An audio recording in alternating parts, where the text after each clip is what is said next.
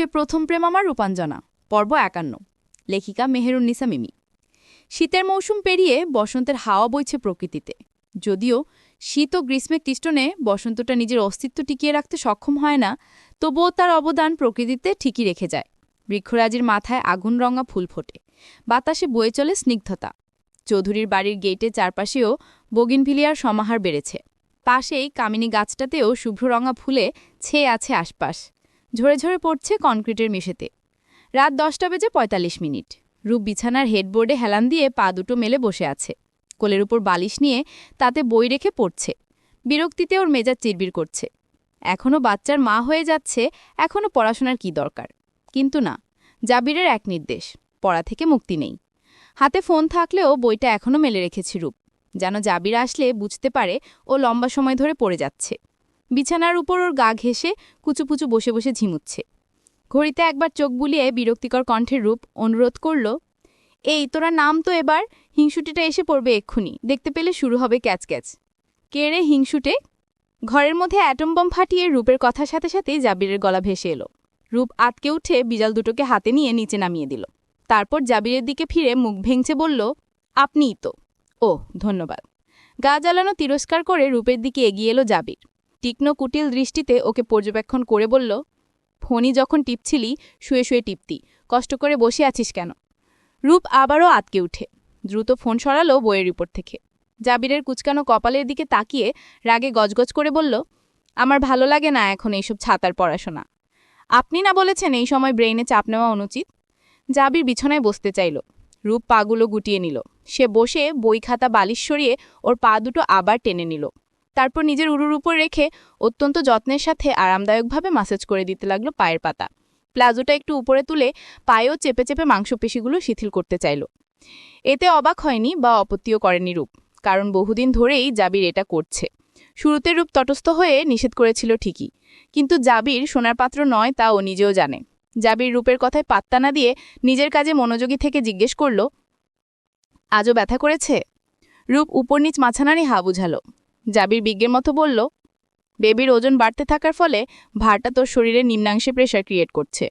একটু হাঁটাহাঁটি করবি রুমের মধ্যে, নয়তো ডাক্তার বলেছে গায়ে পানি জমে যাবে, তখন আর হেঁটে শান্তি পাবি না।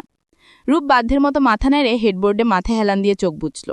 জাবির ওর ক্লান্তিকর নির্মল মুখটাতে চেয়ে একটা দীর্ঘশ্বাস ফেলে বলল, পড়াশোনাটা প্রয়োজন রূপ, এর দ্বারাই জীবনে উচ্চস্থানে পৌঁছাতে পারবি।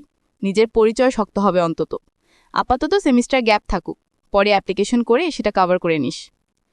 রূপ চোখ খুলে কিছুক্ষণ জাবিরের দিকে তাকিয়ে থেকে বলে উঠল, অফিস থেকে এসেই কী সব হাত পা টেপাটেপি শুরু করলেন? যান, ফ্রেশ হয়ে ডিনার করে আসুন। জাবির পাটা গুছিয়ে দিয়ে উঠে দাঁড়ালো। শার্টের বুতাম খুলতে খুলতে আনমানে বলল, আগামী সপ্তাহে ফ্লাইট। রূপের যেন কলিজা খামজে ধরল কেউ। মাত্র 2টো সপ্তাহই তো, অথচ এক রাস কান্নার দলা ওর গলার কাছে এসে আটকে যাচ্ছে বারবার।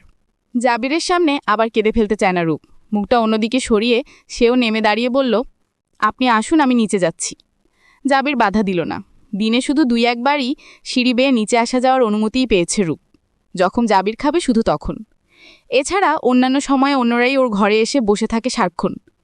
এটাও জাবিরেরই নির্দেশ, সে না থাকলে যেন সার্বক্ষণিক নজরদারিতে রাখা হয় রূপকে। এর জন্য রুমুকেও কিছুদিন আগে উপরতলায় শিফট করেছে সে। ওর উপর হুকুম হচ্ছে রূপের এক ডাকের সাথেই যেন ঝড়ের গতিতে উড়ে হাজির হয়। রূপ আগেই ছেয়ে নিয়েছে, এখন শুধু জাবির একা খাচ্ছে। আফিয়া বেগম আশেপাশে থাকলেও রূপই বেড়ে খাওয়াচ্ছে, তাই তিনি এদিকে তেমন আসছেন না। জাবির খাওয়ার মাঝে 2-1 চামচ রূপের দিকে এগিয়ে ধরলেও ও বিরক্তিতে মুখ বিকৃত করে অন্যদিকে ফিরে যাচ্ছিল। জাবির একসময় কপাল কুঁচকে বলল, এমন করছো কেন? এখন একটু বেশি বেশি খাওয়ার অভ্যেস করো। রূপ চোখ উল্টে বলল, আমার ভাগের বেশিটা আপনিই খেয়ে নিন। এতে যদি বেবির উপকার হতো তাহলে আমিই খেতাম। জাবিরের কথা শেষ হতেই কথা থেকে রাফিন এসে একটা চেয়ার টেনে বসে বলল, মা খেতে দাও জলদি।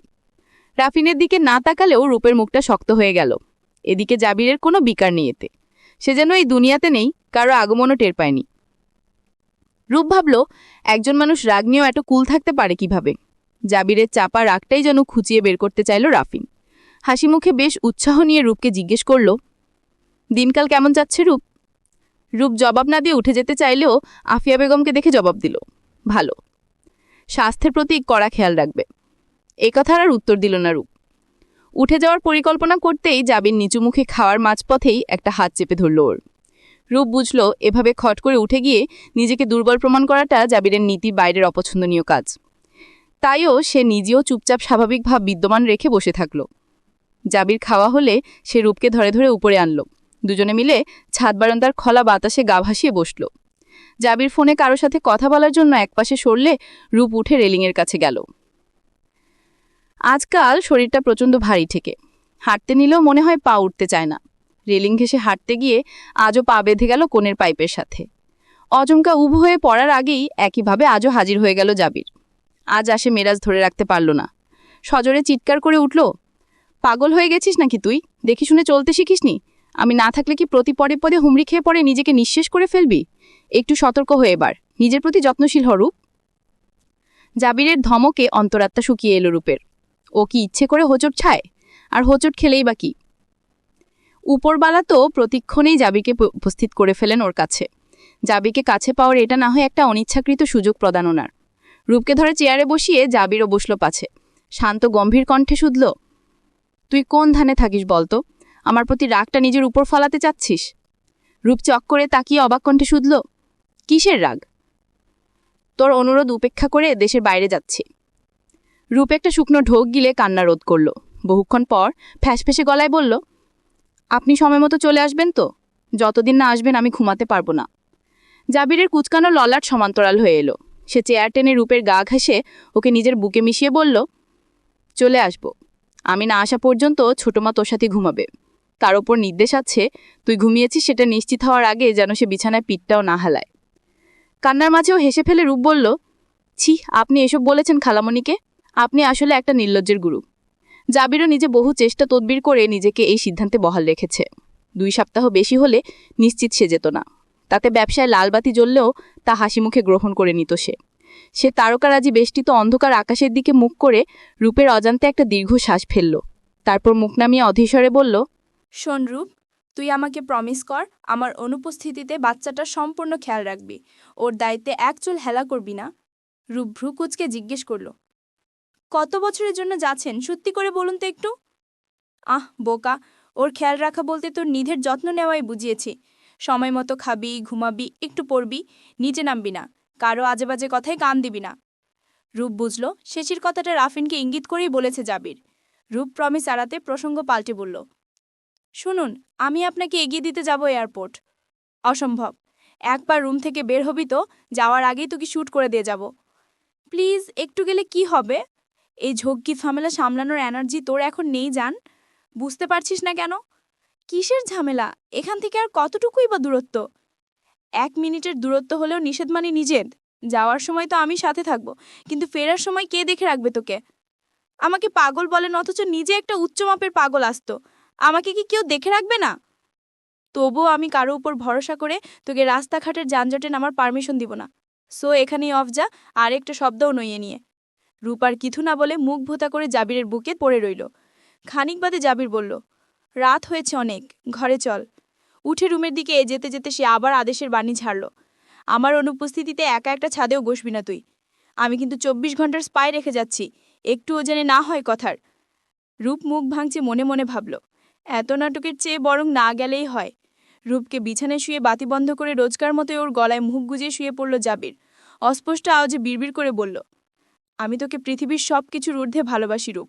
মিলি সেকেন্ডের জন্য চোখের আড়াল করা কষ্টসাধ্য, অথচ দায়িত্বের খাতিরে জীবনধারণের প্রয়োজনে কত কিছুই না করতে হয়।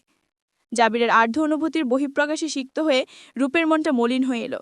নিজের কষ্ট ভুলে জাবিরকে সান্ত্বনা দিল, ইটস ওকে, চোখের পলকে সময় চলে যাবে দেখবেন। কাজ শেষে সহি সালামতি ফিরে আসেন, বা সেটুকুই যথেষ্ট। জাবির একটু চুপ করে শুয়ে থেকে নাক ঘষল রূপের গলায়, তারপর চিবুকে চুমু খেয়ে আলতো করে ঠোঁট দুটো আঁকড়ে নিল। সেখান থেকে সরে কানের কাছে ঠোঁট ছুঁয়ে ব্যাকুল স্বরে আবেদন করল, আজ একটু ভালোবাসি জান। সকাল থেকে নিজেকে প্রাণবন্ত রাখতে সচেষ্ট আছে রূপ। মোটেও চাচ্ছে না যাওয়ার আগে ওর গোমরা মুখ দেখে অসন্তুষ্ট চিত্তে বিদায় নেক জাবের। রাত 8টার ফ্লাইট, তাই বিকেলের শেষেই বের হচ্ছে সে। রূপকে কিছু করতে না দিয়ে সে নিজেই গোছগাছ করেছে। তৈরি হতে হতে আয়না দিয়ে একবার কাউচে বিড়াল কোলে নিয়ে বসে থাকা রূপের মুখের দিকে দৃষ্টিপাত করল জাবির। রূপও আবিষ্ট চিত্তে একমনে তাকিয়ে দেখছে জাবির। কালো প্যান্টের সাথে মেরুন রঙের শার্ট জাবিরকে গ্রিক দেবতার সাথে তুলনা করলেও ভুল হবে না। রূপের মাঝে মাঝে মনে হয় অডোনিস আর নার্সিসাসের সৌন্দর্য জাবির একাই এক শরীরে ধারণ করে আছে। এই ব্যাপারটা অবশ্য রূপ আগেও অস্বীকার করতো না। রাফিনের প্রতি আগ্রহ থাকাকালীন সময়েও অন্যদের সাথে একমত ছিল যে রাফিনের যে ব্যক্তিত্বের দিক থেকে জাবির এগিয়ে আছে। তার গায়ের রঙও রাফিনের চেয়ে উজ্জ্বল সাদা। তবুও কী দেখে যেন প্রথমবার রাফিনের প্রতি আকৃষ্ট হয়েছিল রূপ কে জানে। শিশুবাজ দীর্ঘ শীষের মতনই দেলিন হলো। দীর্ঘ মসৃণ চুলগুলো সন্তর্পণে গুছিয়ে নিল জাবির। পুরোপুরি তৈরি হয়ে রূপের পাশে গিয়ে বসল।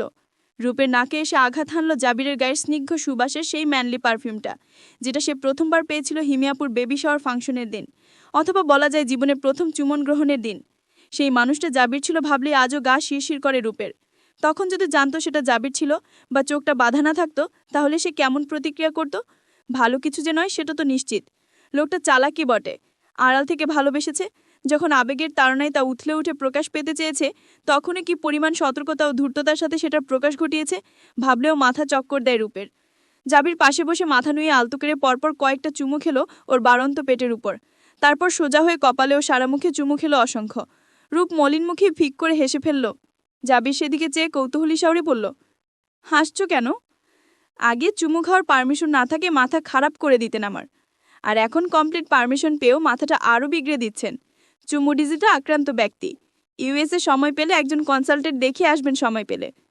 রূপের কথা শেষ হলে জাবির আবারও এলোপাথারি চুমু খেয়ে ওর চোখের দিকে গাঢ় নজরে তাকিয়ে বলল, দিস ইজ মাই রাইট, আর এটা যদি কোনো ডিজিজ হয় তাহলে এর প্রতিকার কেউ সেধে দান করলেও আমি গ্রহণ করব না। রূপ আবারও হেসে ফেলল। জাবির দীর্ঘক্ষণ সেদিকে চেয়ে ওর ঠোঁট দুটো আলতো স্পর্শে আবদ্ধ করে সশব্দে চুমু খেল। মুখ উঠিয়ে বলল, আমাকে একটু চুমু খা। আপনি খেয়েছে নিতে হয়নি? হতে চায় না, দুটো আলাদা অনুভূতি। রূপ একগাল হেসে জাবিরের গলা আঁকড়ে ধরে চুমু ফিরিয়ে দিল সারা মুখে। মিষ্টি হাসি মুখে বিরাজমান রেখে বলল, কাজ শেষে একটা সেকেন্ড দেরি নয়, সোজা বাংলাদেশের ফ্লাইট ধরবেন। যথাজ্ঞা মহারানী, এবার ছাড়ুন, নয়তো যাওয়ার ফ্লাইটটাই ধরা হবে না। রূপের চেহারায় আষাঢ়ের আধার ছড়িয়ে পড়তে গিয়েও থেমে গেল। জাবিরের গলা আঁকড়ে রেখে বুকে মুখ গুজে বড় করে শ্বাস টেনে তার গায়ের ঘ্রাণ বুকে ভরে নিল। কতদিন পাবে না ও এই ঘ্রাণ আরও স্পর্শ? কতটা সময় লাগবে দিনগুলো কাটতে? রূপের চোখ ভিজে উঠতে চাইলেও সামনে নিল। ও জানে এখন যতই আটকে রাখছে জাবির বের হওয়ার পর ও কিছুতেই শান্ত থাকতে পারবে না। মনে হচ্ছে ওর পৃথিবীটাই কেউ ছিনিয়ে নিচ্ছে। অল্প কয়েকটা দিনই তো, কেন এমন লাগছে? হয়তো জাবিরকে ভালোবাসার পর কখনো দূরত্ব জিনিসটার সাথে পরিচয় ঘটেনি তাই। জাবির ওকে আগলে নিয়ে আদরে কণ্ঠে স্মরণ করাতে চাইল, এতদিন যা যা বুঝিয়েছি বলেছি সব মনে থাকবে তো? রূপ মাথা দলিয়ে ঠোঁট কামড়ে রাখল। জাবির তবু আবারও কিছু কিছু বিষয় বেশি গুরুত্ব দিয়ে আদেশ করে বলল, এই 15 দিনে একবারও সিঁড়িতে পা রাখবি না তুই। নিচে বা বাইরে যাওয়া তো দূর, ছোট মা এই রুমেই থাকবে সবসময়। কেউ যদি আশেপাশে না থাকে ফোন করে আসতে বলবি। বারান্দায় যেতে চাইলে রুমুকে সাথে নিয়ে যাবি। রুমের দরজা 1 সেকেন্ডের জন্য বন্ধ করবি না, খবরদার। রূপ চুপচাপ অনবরত শুধু মাথা নেড়ে গেল। মনে হচ্ছে এতক্ষণের কান্নার দলাগুলো জাবিরের প্রতিটি উৎকণ্ঠার বাণীর সাথে উগড়ে আসতে চাচ্ছে। জাবির তার মাথাটা তুলে কপালে চুমু খেয়ে বলল, সর্বশেষ আরেকটা কথা দে, আমার অনুপস্থিতিতে কেঁদে কেঁদে নিজের বেহাল দশা করবি না। রূপ ছলছলে চোখে ফিক করে হেসে ফেলল। এসব কি কথা দেওয়ার বিষয় হলো নাকি? ও কি ইচ্ছা করে হেতু তৈরি করে কাঁদতে বসবে? কান্নাকাটি সম্পূর্ণ অবচেতন মনের কারসাজি। ওর উত্তর না পেয়ে জাবির বলল, কান্নাকাটি অর্থ শুধু নিজেই কাহিল হওয়া নয়, বরং মানসিক স্বাস্থ্য বিগড়ে বেবিটাকে অসুস্থ করে ফেলা। তুই নিশ্চয়ই চাস না আমাদের বেবি ভুলবশত কোনো প্রকার অসুস্থতায় বৃদ্ধি পাক। জাবিরের সুকৌশলী কথাবার্তায় রূপের ঠোঁটের কোণে সূক্ষ্ম হাসির রেখা ফুটল। মাথা নুড়ে চোখের পলক ফেলে অভয় দিল, যদি আপনি প্রতি ঘন্টায় ফোন করেন তাহলে একবারও কাঁদব না।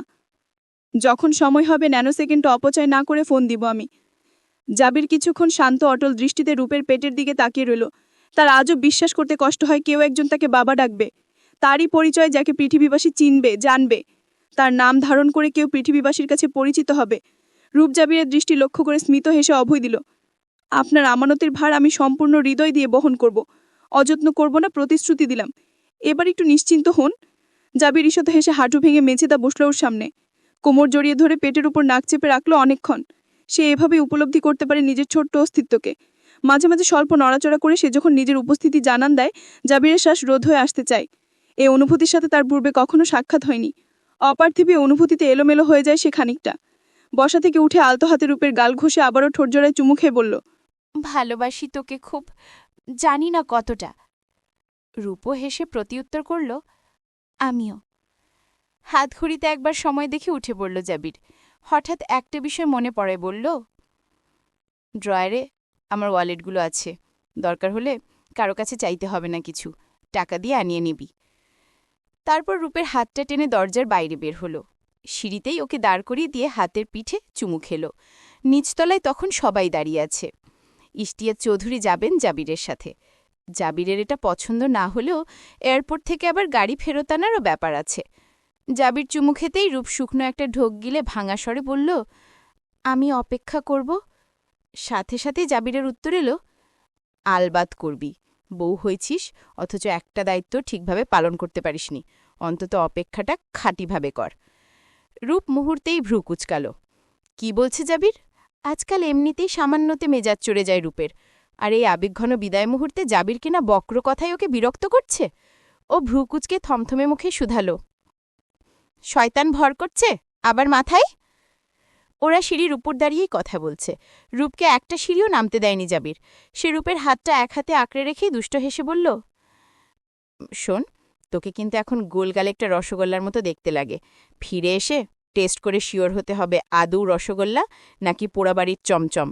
সো সেই পর্যন্ত নিজেকে এডিবল রাখার দায়িত্ব তোর নিজের। রূপ মুখ ফুলিয়ে নিঃশ্বাস ফেলে বলল, কি উদ্ভট কথাবার্তা বলতে লেগে গেলেন? এখন দেরি হচ্ছে না আপনার? তাড়িয়ে দিচ্ছিস? How dare you! যাব না আমি, চল রুমে। যাবি সত্যি সত্যি উঠে এলো এক পা। রূপ বিস্মিত চোখে তাকিয়ে হতবাক কণ্ঠে বলল, বাবা নিচে অপেক্ষা করছেন আর আপনি এখানে নাটক জুড়েছেন? নামন জলদি।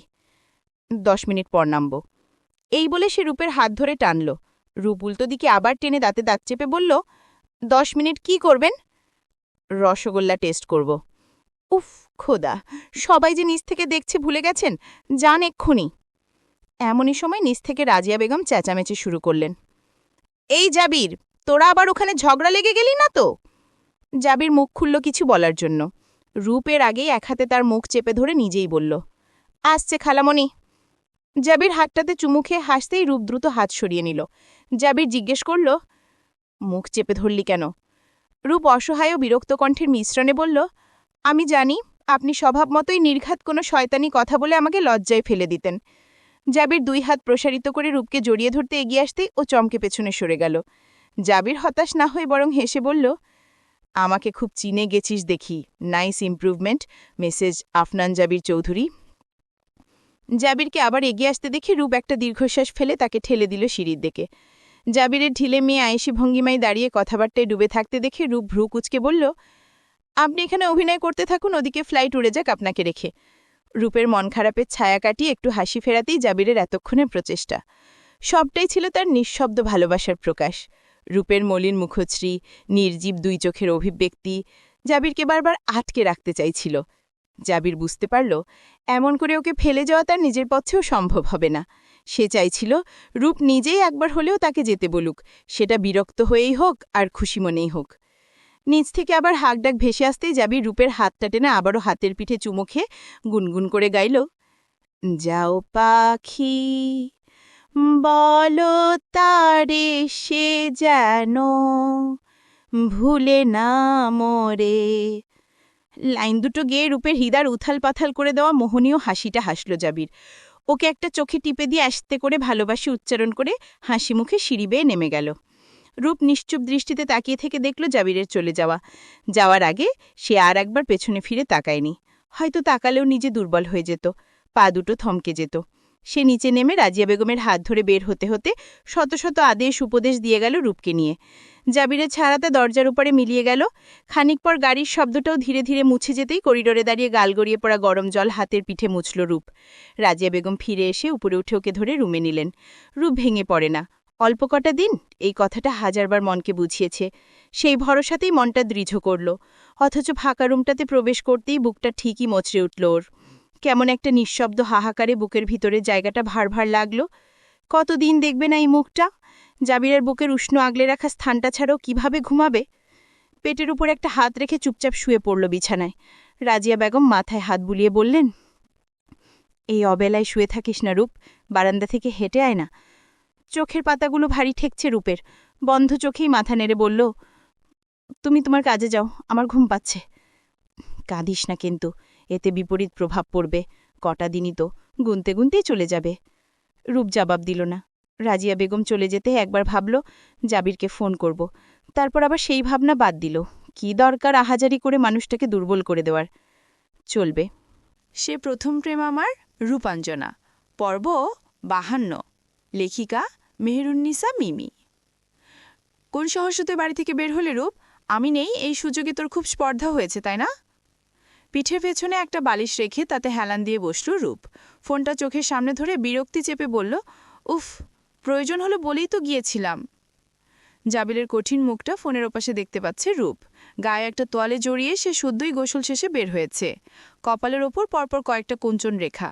রাগারাগি করতে না চাইলেও ধমকে উঠে শক্ত মুখ করে বলল, বলেছিলাম না ডাক্তারকে ফোন করলেই সে চলে আসবে।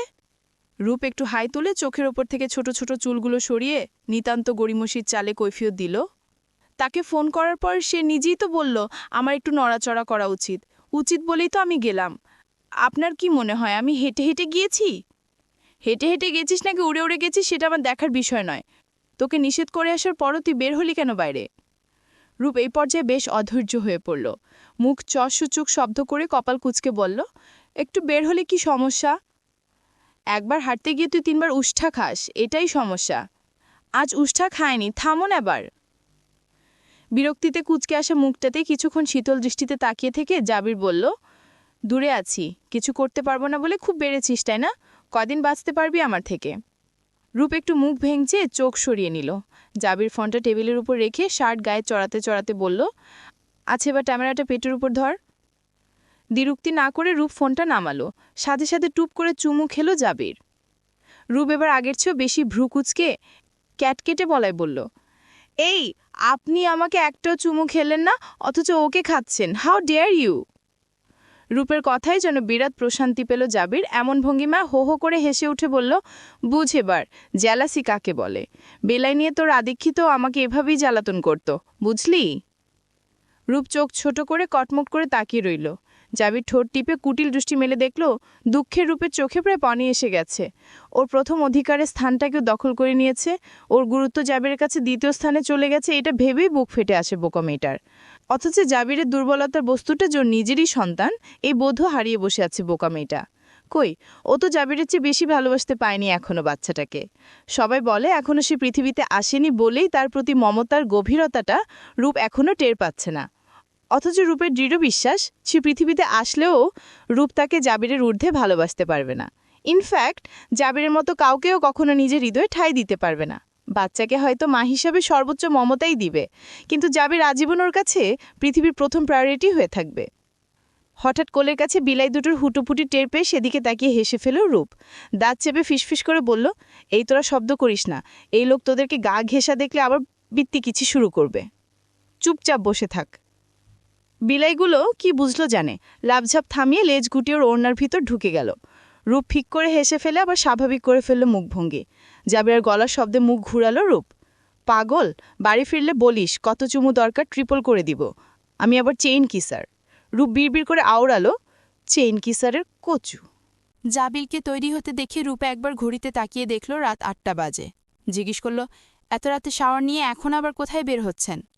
রাত তোর ওখানে, ওয়াশিংটনে এখন সকাল 10টা। বের হচ্ছি, কখন ফিরব ঠিক নেই, তাই শাওয়ার নিলাম। শুনুন, যেখানেই যাবেন সাবধানে থাকবেন আর সময় মতো খাবেন। আজ্ঞে মহারানী, এবার তাহলে রাখছি।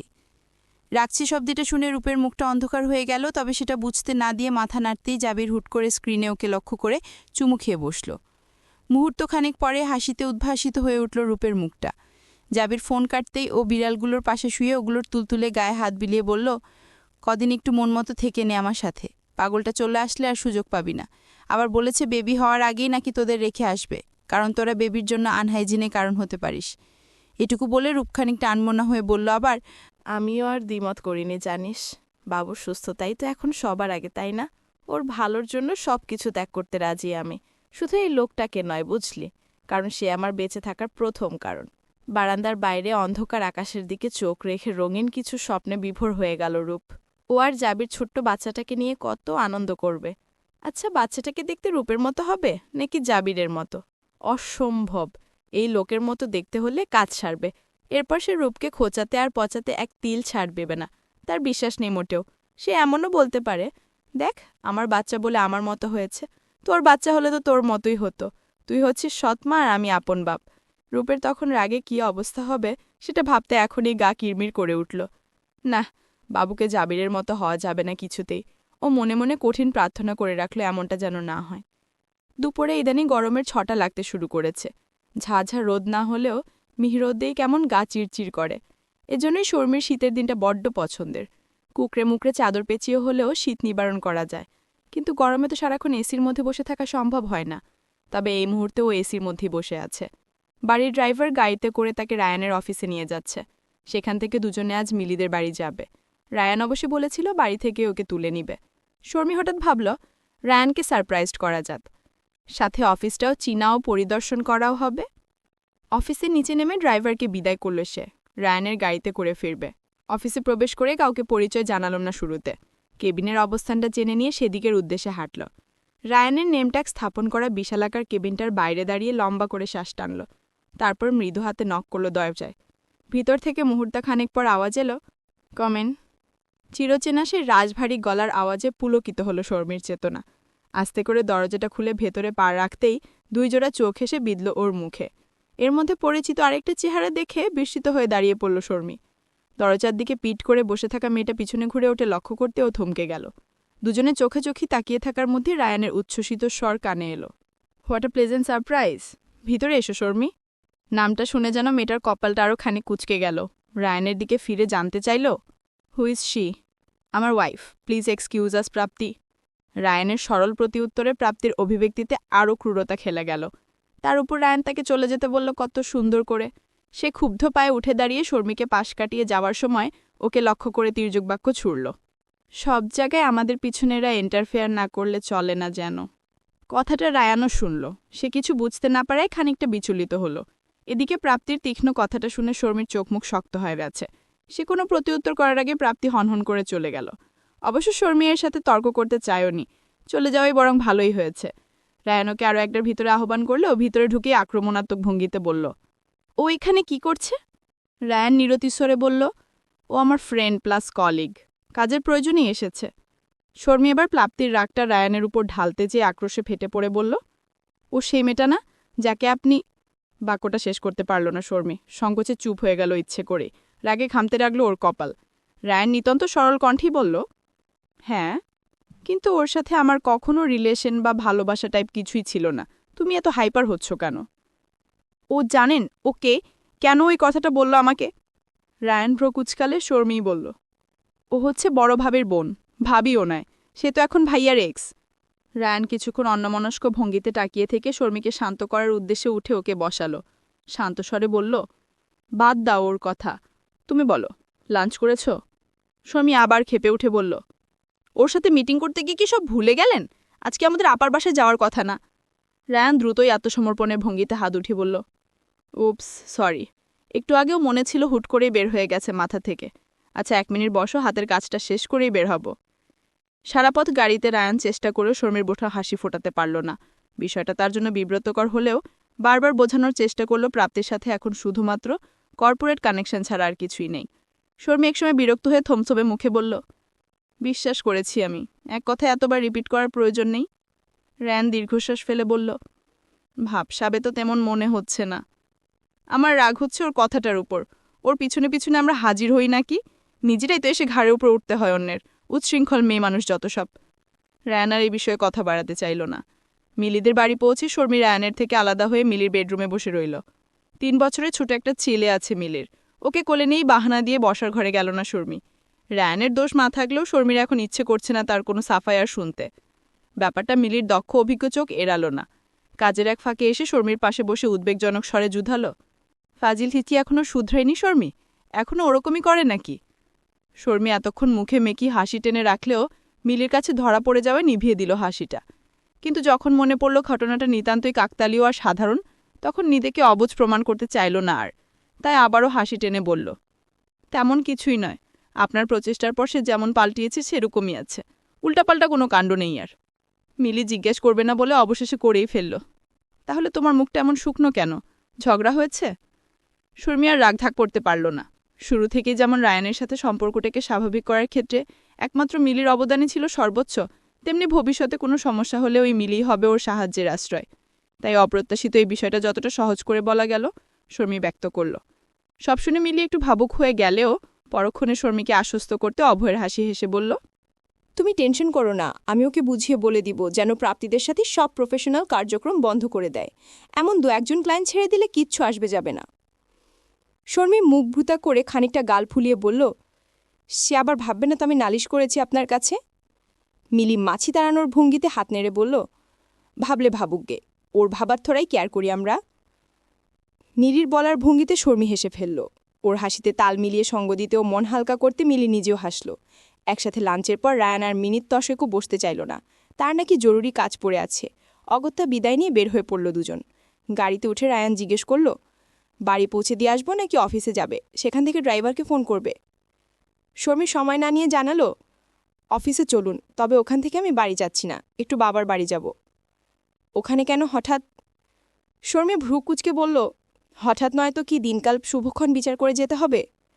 রায়ান দীর্ঘশ্বাস ফেলে বলল, রিয়্যাক্ট করছো কেন? আমাকে আগে তো জানাওনি, তাই বললাম। আপনিও তো কত কিছু করে বেড়ান আমাকে না জানিয়ে। রায়ান আহত দৃষ্টিতে তাকিয়ে শান্ত কণ্ঠে বলল, শর্মী, এভাবে বলাটা ঠিক হচ্ছে না। বিষয়টা ভুলতে পারছো না কেন তুমি? শর্মী কিছু না বলে মুখ ফিরিয়ে জানালা দিয়ে বাইরে তাকালো।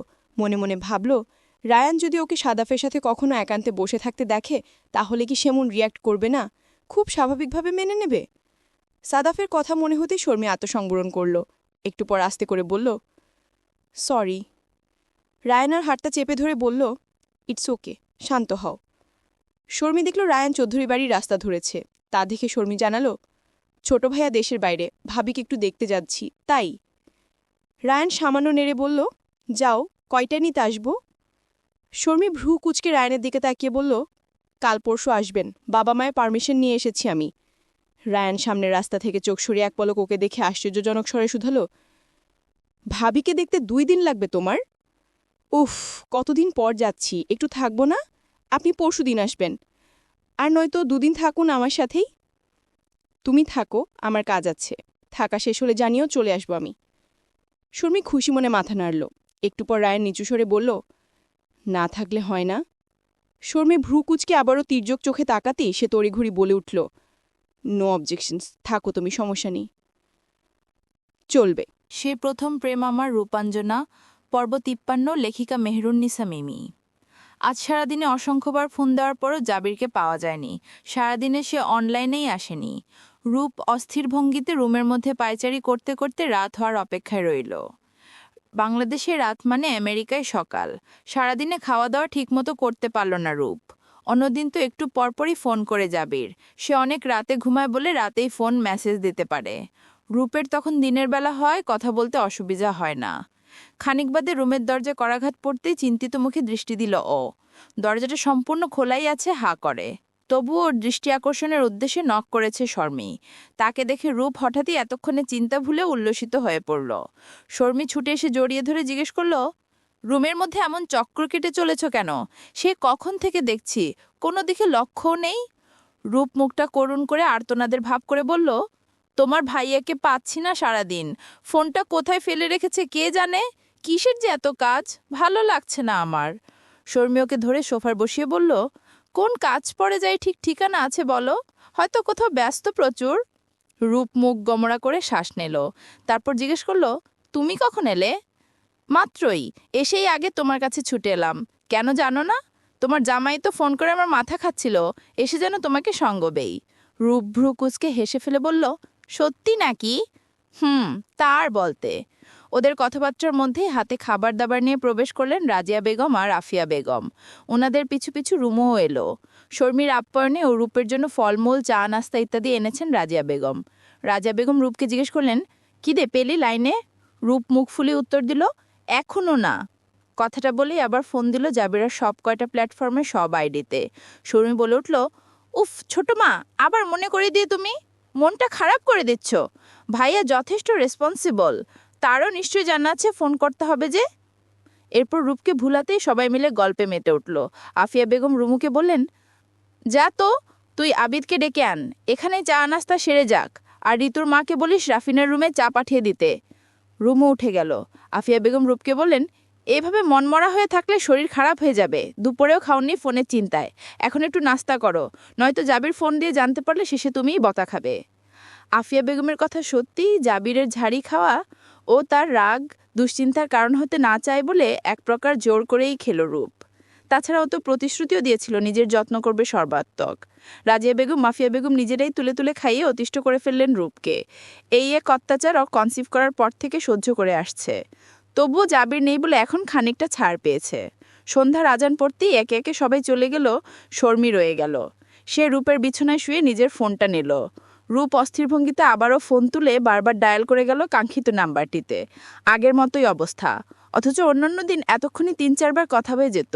রূপ মনে করে দেখল বাংলাদেশ সময়ে জাবিরের ফেরার আর মাত্র 2 দিন অবশিষ্ট। বাংলাদেশ স্থানীয় সময় অনুযায়ী পরশু ভোর 6টায় ফ্লাইট। এর মধ্যে লোকটা কোথায় চলে গেল? যেখানেই থাক তার ফোনে তো ডেটা প্যাকেজ ছিল, একটা মেসেজ তো অন্তত দিতে পারত রূপকে। হাঁটা ছেড়ে বিছানায় বসে শর্মির দিকে তাকিয়ে হেসে ফেলল রূপ। তোমার অতি সচেতন ভাইয়া কি আদেশ করেছে সারাক্ষণ আমার সাথে আঠার মতো লেগে থাকতে? শর্মিও হেসে ফেলল। সশব্দে কিছুক্ষণ হেসে বলল, তেমনটা যদিও বলেনি, তবে এখন আমার মনে হচ্ছে বলাটাই উচিত ছিল, কারণ তোমার অবস্থা দেখে আমি নিজেই সরতে পারছি না। এত পেরেশান হয়ে আছো তুমি, এটা স্বাস্থ্যের জন্য ঝুঁকিপূর্ণ। তাছাড়া তোমার লাস্ট ট্রাইমেস্টার শুরু হয়েছে, এই ধাপটা আরও সেন্সিটিভ। রূপ উত্তর প্রত্যুত্তর করল না, ফোনটা হাতে নিয়ে উঠে দাঁড়িয়ে বলল, বারান্দায় যাবে? শর্মিও চট করে উঠে দাঁড়িয়ে বলল, তুমি যাবে যখন যেতে তো হবেই। আফটার অল তোমাকে একা ছাড়তে আমি মোটেও ভরসা পাচ্ছি না। ধীরে ধীরে গরম বাড়তে থাকলেও বাইরের বাতাস বেশ নির্মল। রূপের পরনো নীলেডালা একটা হাঁটু সমান ফ্রক, সাথে ঢিলে প্লাজো। আজকাল পাতলা ফ্যাব্রিক্সও ভীষণ অস্বস্তি হয়। শর্মি অনর্গল আলাপ করে ওর মন হালকা করতে চাইলেও অনমনেই ওর ধ্যান শুধুই ফোনটার দিকে। রাত তো হয়ে গেল। অযাচিত দুশ্চিন্তায় ধীরে ধীরে মস্তিষ্ক দুর্বল হতে শুরু করেছে রূপের। আমেরিকান সময় গতকাল দুপুর 12টা ও বাংলাদেশ সময় কাল রাত 10টায় যখন শেষবার কথা হয়েছিল জাবিরের সাথে, তখন সে ওয়াল্টারি ওয়াশিংটন সেন্টারে ছিল।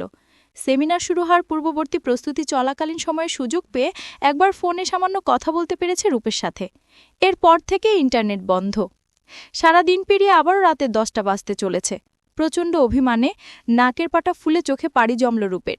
যেখানে কথা দিয়েছিল ঘণ্টায় ঘণ্টায় ফোন করতে না পারলেও সুযোগ পেলেই করবে, সেখানে 24টা ঘণ্টা পার হতে চলল, তার কোনো খোঁজই নেই।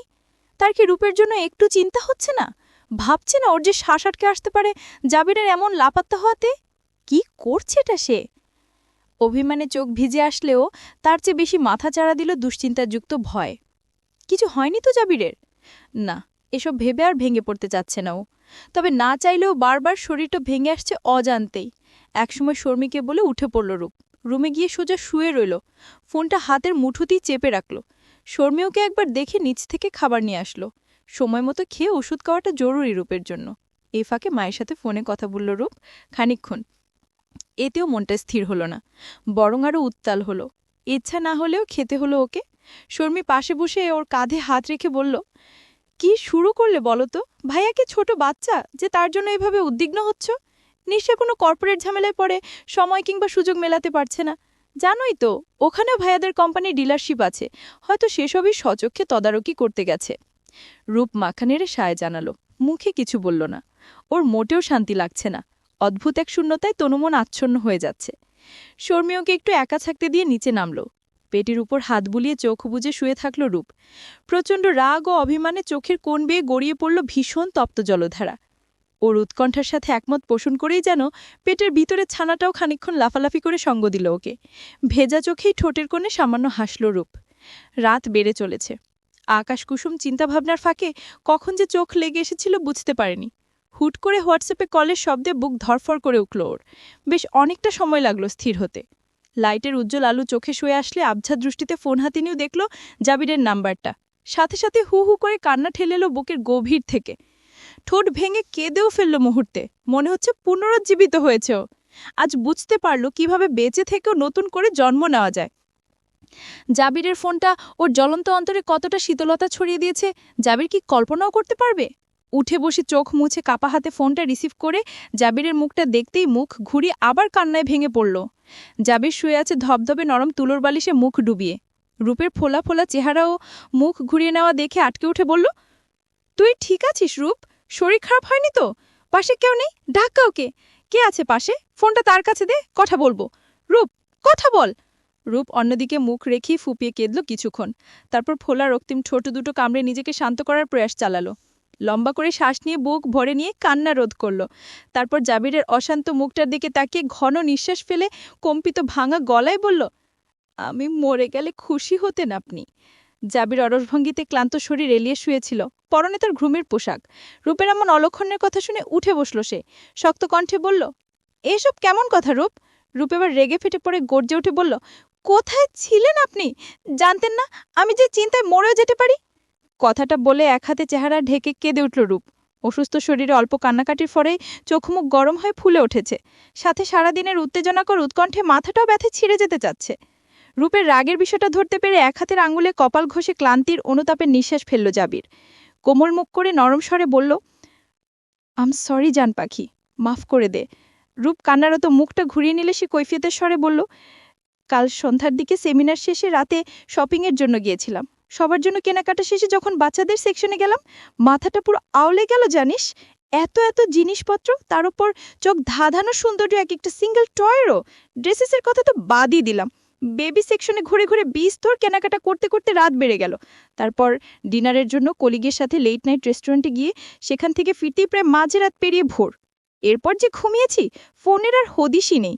এই দেখো না, এখনো বিছানাতেই পড়ে আছি। আজ কোথাও বের হব না। কেঁদিস না প্লিজ আর। মিনতি ছাড়া ব্যাকুল কণ্ঠে অনুরোধ করল জাবির। তার ভাবতেও দম আটকে আসছে। দুশ্চিন্তায় রূপে কেমন নাজেহাল অবস্থাটাই না যে কি হয়েছিল। নিজের উপরই রাগ হচ্ছে এখন তার। ভোর রাত ছিল তো কি হয়েছিল? দেশে তো তখন দুপুর। মনে করে সে একবার ফোন করে রূপকে জানিয়ে দিলে পারত। নিজের মাথাটাই ভেঙে গুড়িয়ে দিতে ইচ্ছে করলো। আবারও আকুলতা ঢেলে অনুরোধ করল, এই শরীরে এত কাঁদতে নেই জান, প্লিজ। আর হবে না লক্ষ্মী পাখি, প্রমিস। রূপ নাক টেনে ভারী স্বরে বলল, লোকে ঠিকই বলে চোখের আড়াল অর্থাৎ মনের আড়াল। নয়তো একবার মনে করে আমাকে মেসেজ দিয়ে হলেও চিন্তামুক্ত করতেন। জাবের জুৎসের উত্তর খুঁজে না পেয়ে অসহায় চোখে শুধু তাকিয়ে রইল। সত্যি তো, এতটা সময় পার হয়ে গেছে, চিন্তা করাটাই স্বাভাবিক। তার উপর রূপ যে পরিস্থিতিতে আছে, তাতে চিন্তাটা বরং একটু অতিরিক্ত তৈরি হয়ে যায় দুর্বল মস্তিষ্কে। জাবিরের ইচ্ছে করল অভিমানী রাগত প্রেয়সীকে শক্ত করে বুক পিঞ্জরে জড়িয়ে নিতে, এতে যদি অভিমানীর অভিমান লাঘব হয়। রূপ অনবরত নাক টেনে চলেছে। জাবির চুপচাপ করুণ চোখে কিছুক্ষণ নিরুত্তর বসে থেকে অবশেষে পাগল প্রায় হয়ে নিজেকেই ধিক্কার দিয়ে বলে উঠল, ধ্যাত শালার অ্যাব্রড। আর জীবনে দেশের বাইরে এক কদম রাখব না, শহর ছেড়েই বের হব না। চাইলেও বউটাকে যখন তখন জড়িয়ে ধরে চুমু খাওয়া যায় না। এটা কোনো জীবন হলো নাকি? ব্লাডি বিদেশ লাইফ। রূপ ভ্রু কুচকে তাকিয়ে আছে, চোখ মুখ লালচে হয়ে আছে ওর। জাবির নিজের অস্থিরতা চাপতে পারছে না, তার মুখ ভঙ্গি দেখেই বুঝতে পারছে রূপ। তাই নিজেকে সুস্থির করে নিল।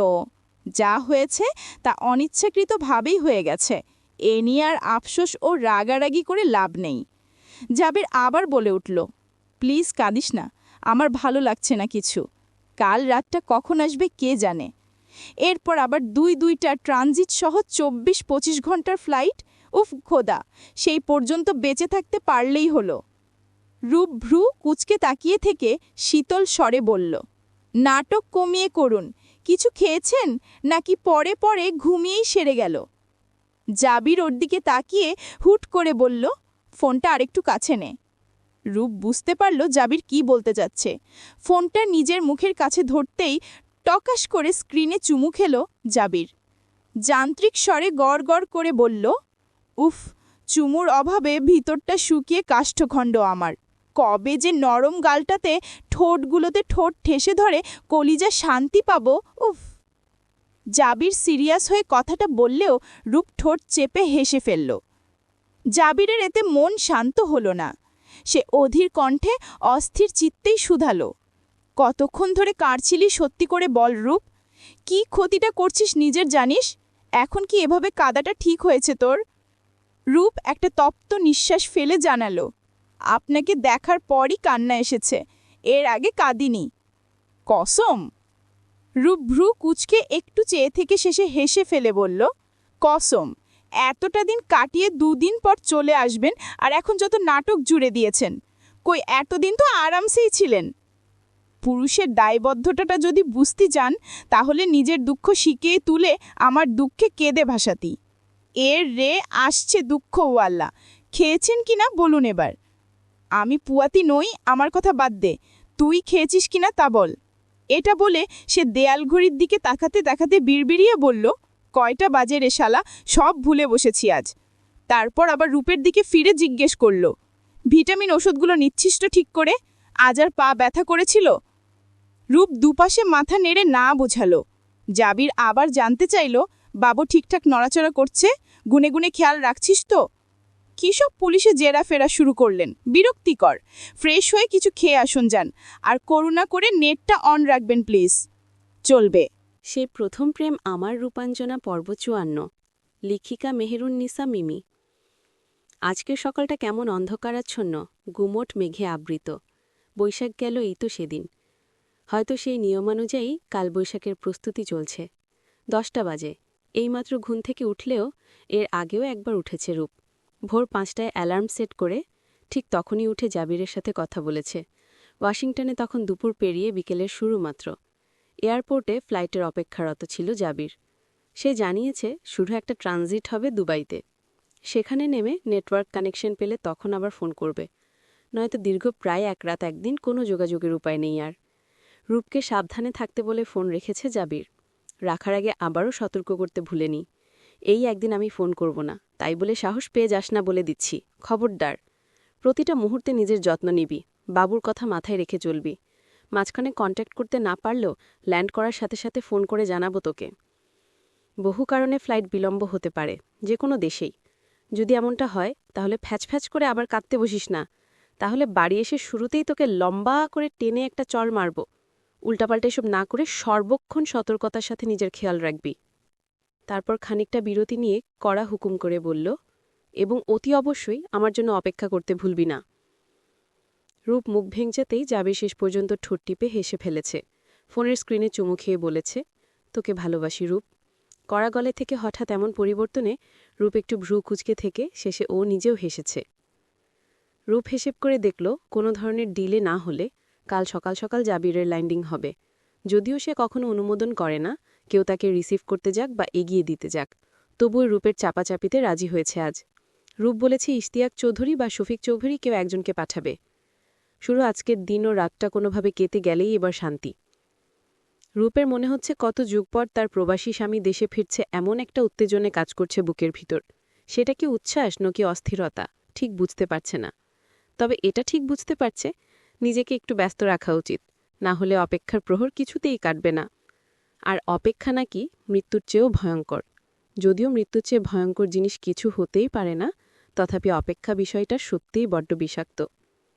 এমনিতে সময় কেটে যায় তরতর করে নদীর তীব্র স্রোতের মতো, বিশেষ করে সুখের সময়কাল। অথচ মানুষ যখন কোনো বিষয়ে অপেক্ষা নামক বস্তুকে মস্তিষ্কে স্থান দেয়, তখনই যেন ঘড়ির কাঁটার উপর পাহাড় পর্বত ভর করে। অচল ব্যক্তির মতো বহু কষ্টে যেন কাঁটাগুলো থেমে থেমে ঘুরে, এমনই লাগে একজন অপেক্ষমান ব্যক্তির কাছে। এমনিতেই রূপ ছোট ছোট বিষয় ইদানিং অসম্ভব অধৈর্য হয়ে পড়ে।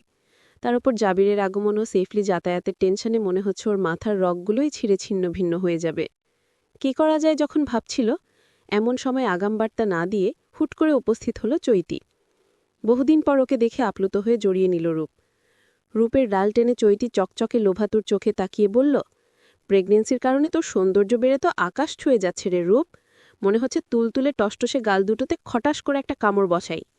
তারপর কানের কাছে মুখ নিয়ে ফিসফিসানি নাটক করে বলল, আমি না পারলেও ভাইয়া নিশ্চয়ই মিস করে না বলে দিচ্ছি। রূপ হেসে ওঠে চৈতির মাথায় চাপড় মারল সজোরে। একটু পরেই শর্মি এলো নাস্তা পানি নিয়ে। সেসব রেখে ও চলে যাওয়ার জন্য ঘুরে দাঁড়াতেই চৈতি ডেকে উঠল, শর্মি বসো না, একসাথে গল্প করি সবাই। শর্মি ইতস্তত হেসে বলল, তোমরা গল্প করো, আমি একটু পর আসছি আপু। শর্মি চলে গেলে রূপ বলল, শুধু শুধু ডাকলি ওকে, জানিস না এম্বারাসড হবে। চৈতি চায়ের কাপ তুলে নিয়ে মুখ খানিকটা গোমরা করে বলল, একটা কথা বুঝলাম না, আমার ভাইটা যার দিকে একটু নজর দেয় তারই কোথাও না কোথাও বিয়ে হয়ে যায়, ব্যাপারটা যে কি? চিন্তিত হওয়ার মেকি ভঙ্গি করে চায়ে চুমুক দিল। রূপ জানে ও মোটেও এটা নিয়ে চিন্তিত নয়। সব কিছুতেই কীভাবে যে মেয়েটা এত চিল থাকে। রূপ শব্দ করে হেসে উঠে বলল, তা তোর দিকে একটু নজরটা দিতে বল না, তুই আর সিঙ্গেল থেকে কি করবি? চৈতি মুখ ফুলিয়ে নিঃশ্বাস ফেলে বলল, নজর বোধহয় এবার সত্যিই দিয়েছে, সেটাই জানাতে এলাম তোকে। কথা বলতে বলতে ব্যাগ থেকে একটু ওয়েডিং কার্ড বের করে গোমরা মুখে বাড়িয়ে দিল। রূপ আশ্চর্য হয়ে সেটা হাতে নিতে নিতে আওড়ালো, সিরিয়াসলি? চৈতি অসহায়ের মতো মাথা ঝাঁকালো। সবটাই জোর ভন্টা তো, এটা আর কেউ না বুঝলো, রূপ বুঝল। কার্ডটা পরে নিয়ে সেটা দিয়ে ওর বাহুতে আঘাত করে বলল, এমন নাটক করছিস কেন? ছেলে পছন্দ হয়নি? না হয়ে যাবে কই, চৈতিকে পাওয়ার মতো ভাগ্য নিয়ে জন্মানো সে সৌভাগ্যবান লোকটা স্বয়ং আমারই মামাতো ভাই। রূপ আশ্চর্য হয়ে চোখ বড় করে বিস্মিত হয়ে হেসে ফেলল উচ্ছ্বাসে। চৈতি মুখ ভেঙচেতে বলল, ব্যাটা যে কোন উদুমকাল থেকে পছন্দ করে রেখেছে আমাকে জানতামই না। কথা নিয়ে বার্তা নিয়ে হুট করেই মামিকে দিয়ে বিয়ের প্রস্তাব। উফ, জানিস, পাক্কা 2 ঘন্টা মরার মতো বিছানায় চিট হয়ে থেকে তাস্কিত ভাব কেটেছে। পরে কথাবার্তা বলে শুনি সে নাকি আমাকে ভালো টালেও বাসে, অথচ আজীবন একে ভাই ভাই বলে পারলে কোলে উঠে গেছি। ছি, ভাবলেও এখন লজ্জায় আঁচলের তলায় মুখ লুকাতে গিয়ে আঁচলই খুঁজে পাই না, কারণ শাড়ি ওড়না কিছুই তো পরি না। শেষের কথাগুলো চৈতি এমন অভিনয় করে বলল যেন দুঃখে এখনই গড়াগড়ি করে কাঁদতে শুরু করবে। ওর অভিনয় মুগ্ধ হয়ে খিলখিল করে প্রায় 10 মিনিট ধরে হাসল রূপ।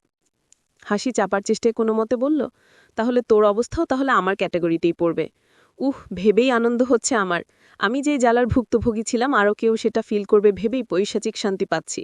এটা বলেই আবারও উচ্চ শব্দে হেসে ফেলল রূপ। চৈতি চোখ মুখ বিকৃত করে বলল, হয়েছে তো, এবার থাম ভাই। রূপ হাসির বেগ কমিয়ে নে মিষ্টি করে বলল, তবে দোয়া করেই শেষটা যেন আমার মতোই মধুর হয়, দুজনেই দুজনকে ভালোবেসে আত্মহারা হতে পারিস যেন। অতিরিক্ত হাসিতে রূপের পেটের এক কোণে চাপ দিয়ে উঠল। ও চোখ মুখ কুচকে ফেললেই চৈতি আতকে উঠে বলল, কিরে ঠিক আছিস? হ্যাঁ, সমস্যা নেই, এরকম হয় প্রায়ই। চৈতি একটু ভ্রু কুচকে বলল, তোর টামি দেখে একটা ভয়ঙ্কর কথা মনে পড়ল। তার মানে কি ভাইয়ার সাথে আমাকে ওই বাচ্চা হওয়া প্রসেসিংয়ের মধ্য দিয়ে যেতে হবে? ছি। কথাটা নিজে বলেই নিজেই বিশ্রীভাবে মুখ ভেঙচাল। রূপের হাসি আর দেখে কে? ও হাসতে হাসতে ভেঙে পড়ে বলল, আমার জামাই থাকলে এখন দেখতে দুষ্টু দুষ্টু কথা বলে তোর কানটাই পচিয়ে দিত। খানিকক্ষণ হেসে আবার বলল, না, তোকে তো আবার দেখতেও পারে না, তোর কান শুধু পচাতো না, লজ্জাজনক কথাবার্তা শুনিয়ে ধ্বংসই করে দিত পুরো। হাঁ হাঁ করে হাসতে হাসতে চোখে পানি চলে এলো রূপের। হাসি সংক্রামক জিনিস। চৈতিও হেসে ফেলল ওর সাথে। চোখ উল্টে জিজ্ঞেস করল, আমি কি তার বউয়ের সাথে লাইন মারিছি নাকি? আমাকে দেখতে পারে না কেন? তুই মারিসনি, তোর ভাই তো মেরেছে। আর তোকে দেখতে পারে না তা নয়, দেখতে কেন পারবে না? তোকে নিয়ে আমাকে রাগায় আর দুষ্টুমি করে, এজন্য বললাম আর কি। দুজন মিলে লম্বা সময় ধরে গল্প করল। রূপের মনটা এত শান্তি লাগল, ও আবারও জড়িয়ে ধরল চৈতিকে। ওর অস্থির মনটা চৈতি আসার কারণেই ঝিলের পানির মতো শান্ত হয়ে গেছে। এর মধ্যে শর্মি আসবে বলেও আর আসল না। চৈতি এসব নিয়ে কিছু মনে করার মানুষই নয়, প্রচণ্ড ইতিবাচক মনোভাবের মেয়েও। গল্পগুজবের এক ফাঁকে চৈতি জানতে পারল জাবির দেশে নেই, কালই ফিরছে। চৈতি ফোঁস করে নিঃশ্বাস ফেলে স্বভাবসুলভ নাটক করে বলল, বেঁচেছি তাহলে। ভাইয়ের লাইন মারার অপরাধে আবার আমাকেই চুবিয়ে মারত কে জানে। রূপের মনের স্বস্তি ও স্বাভাবিক চিন্তাভাবনা ফিরে এলো হাসিতে হালকা হওয়ার দরুন। ও আগ্রহী মনে জানতে চাইল চৈতির মামাবাড়ির বিষয়ে। সব কথার ফাঁকে একসময় চৈতি জানতে চাইল, আচ্ছা, তোর কি বেবি হবে বলেছে ডাক্তার? না, চেক আপ করিয়েছি, কিন্তু নিষিদ্ধ হওয়ার কারণে জানাইনি। ভাইয়ার কোনো স্পেসিফিক চাহিদা আছে? অসম্ভব, তুই তাকে ঠিক করে চিনিস না বলে এজন্য জিজ্ঞেস করছি। সেটা চিনলে তোর মাথাতেও আসত না এই প্রশ্ন। চৈতি নিজেও খুশি হয়ে সন্তুষ্টিজনক হাসল। একসময় চৈতি বিদায় নিতে চাইলে রূপ দেখল বেলা প্রায় অনেক হয়ে গেছে। এই সময় আর যেতে দিল না ওকে। একবারে লাঞ্চ করিয়ে তারপর ছাড়ল। এসে নিয়ে গেল ওকে সাদাফের গাড়ি। শর্মি আর রূপ নিজেদের ছাদ বারান্দায় দাঁড়িয়ে সেটা দেখল, তারপর চোখাচোখি করে খিটখিটিয়ে হেসে ফেলল। শর্মি বলল, কি অদ্ভুত দুনিয়া, তাই না? আর তার চেয়ে অদ্ভুত এই লোকের ভাগ্য। ভাবিকেও চাইল, ননদকেও চাইল, অথচ পেল না একজনকেও। বিকেলের দিকে রূপ কিছুক্ষণ ফোন ঘাটাঘাটি তুলল, কিছুক্ষণ গ্যালারিতে বাচ্চাদের জিনিসের ছবি দেখল, যেগুলো জাবির কিনেছে ওদের বাচ্চার জন্য। তারপর ছবি তুলে পাঠিয়েছে রূপকে। সেসব দেখতে দেখতে পেটে হাত রেখে অনমনেই হেসে উঠল রূপ। আর মাত্র 2 মাস, তারপরই পৃথিবীতে এসে বাবার কেনা এসব নিয়ে খেলবে সে। মিনিটে মিনিটে ঘড়ির দিকে তাকাতে তাকাতে বিরক্ত হয়ে ঘুমিয়ে পড়ল রূপ একসময়। ঘুম যখন ভাঙল তখন সন্ধ্যা পেরিয়ে অনেক রাত। ঘরের লাইটটাও জ্বালানো হয়নি।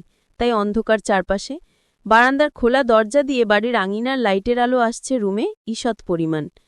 অন্ধকারে চোখটা মেলতেই রূপের হঠাৎ বুক ধক করে উঠল। তার মনে হল পাশেই জাবির শুয়ে আছে নির্দিষ্ট জায়গাটাতে।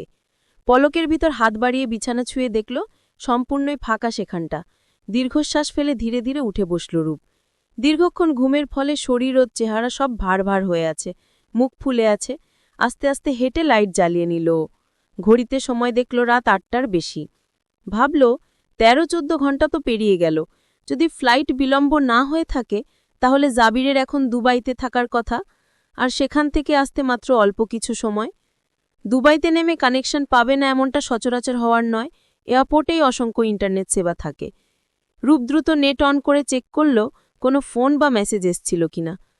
সবকিছু খা শূন্য দেখে ও নিজেই সব জায়গা থেকে ফোন করল জাবিরকে।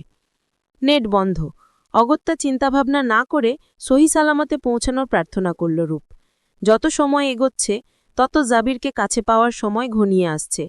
কখন সে আসবে আর রূপ ছুটে গিয়ে আছড়ে পড়বে ওই উষ্ণ বুকটাতে, তা ভাবতেই শিহরণ খেলে গেল শরীরে। অপেক্ষার প্রহর যেন আর শেষ হতেই যাচ্ছে না। চোখে মুখে পানি ছিটিয়ে একটু বই হাতে বসল রূপ। মাঝে মাঝে ফোনেও উকিঝুঁকি চলছে। ৯টার পর রাজিয়া বেগম খাবার নিয়ে এলেন। রূপ ওনাকে দেখেই জিজ্ঞেস করল, শোনো খালামণি, সকালে কে যাবে, বাবা নাকি আঙ্কেল? ইস্তিয়াক ভাই যাবেন।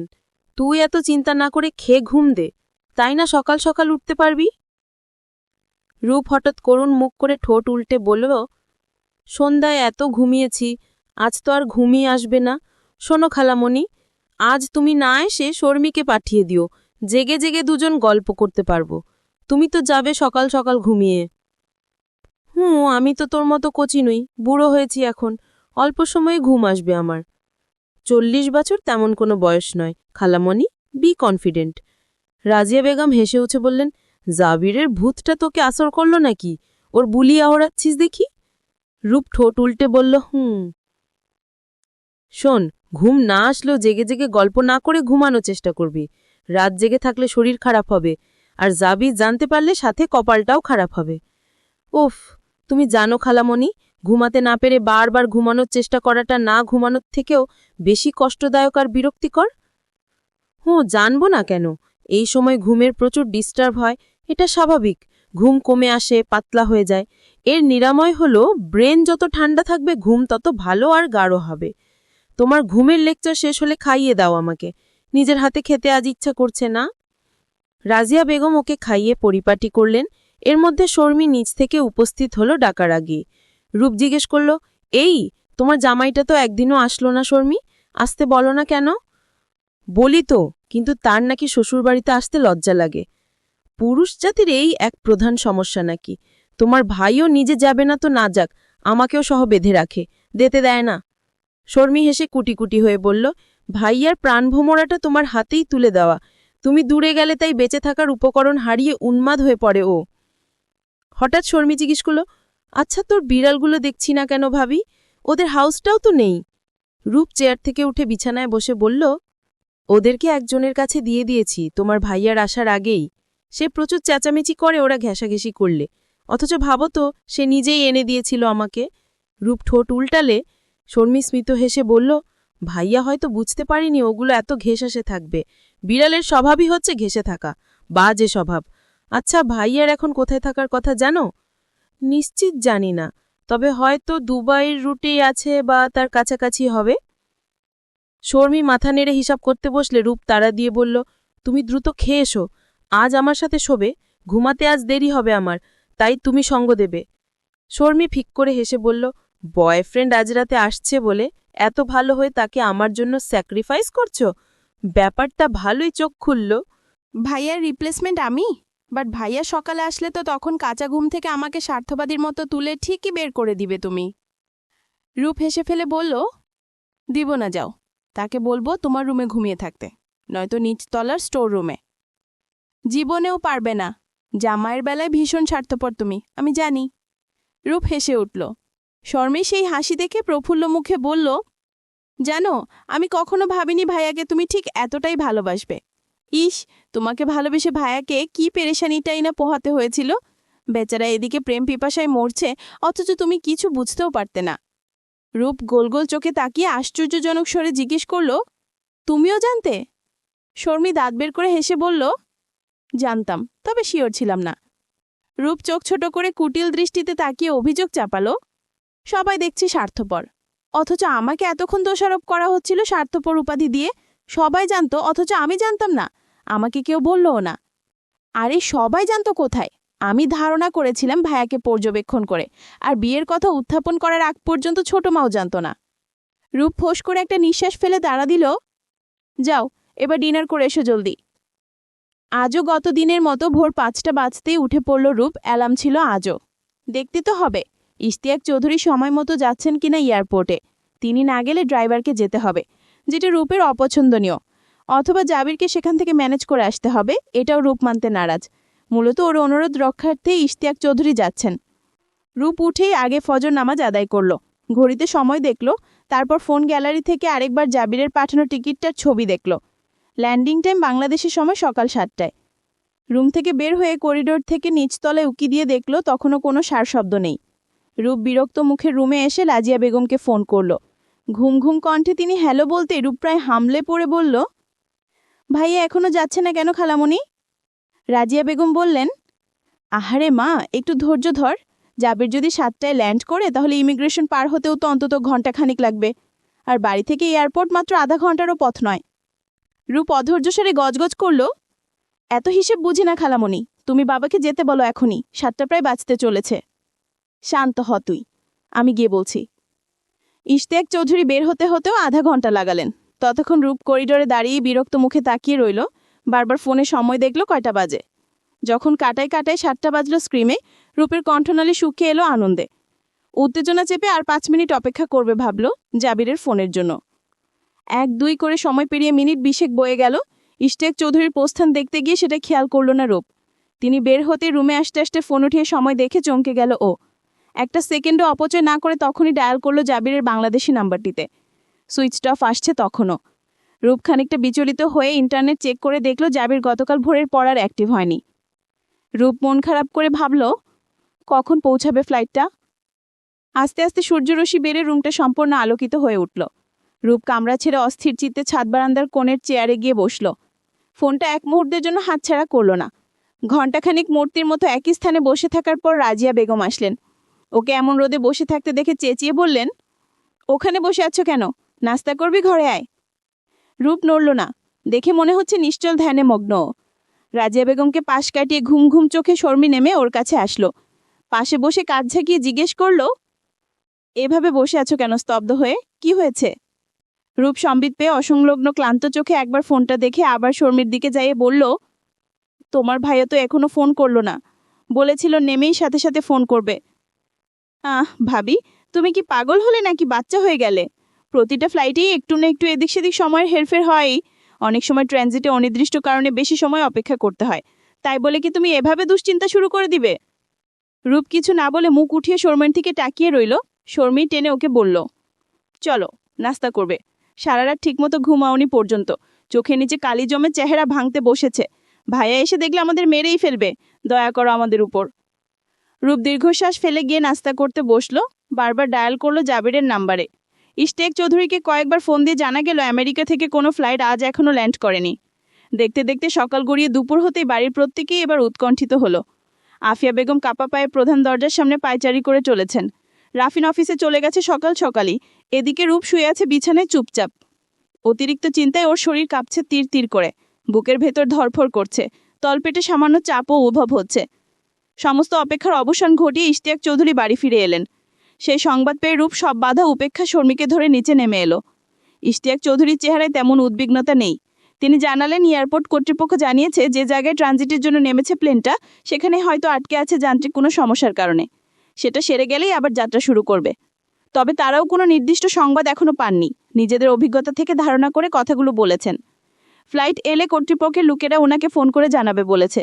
এতে ইশতিয়াক চৌধুরী তেছুটা নিশ্চিন্ত মনেই ফিরে এসেছেন। বাড়ির সবাই একটু ধাতস্থ হলো, কিন্তু রূপের কোনো দিকে খেয়াল নেই। জাবির ফিরে এসে ওর সামনে দাঁড়ানো পর্যন্ত ও কোনো ভরসার বাণীতে আশ্বস্ত হতে পারবে না।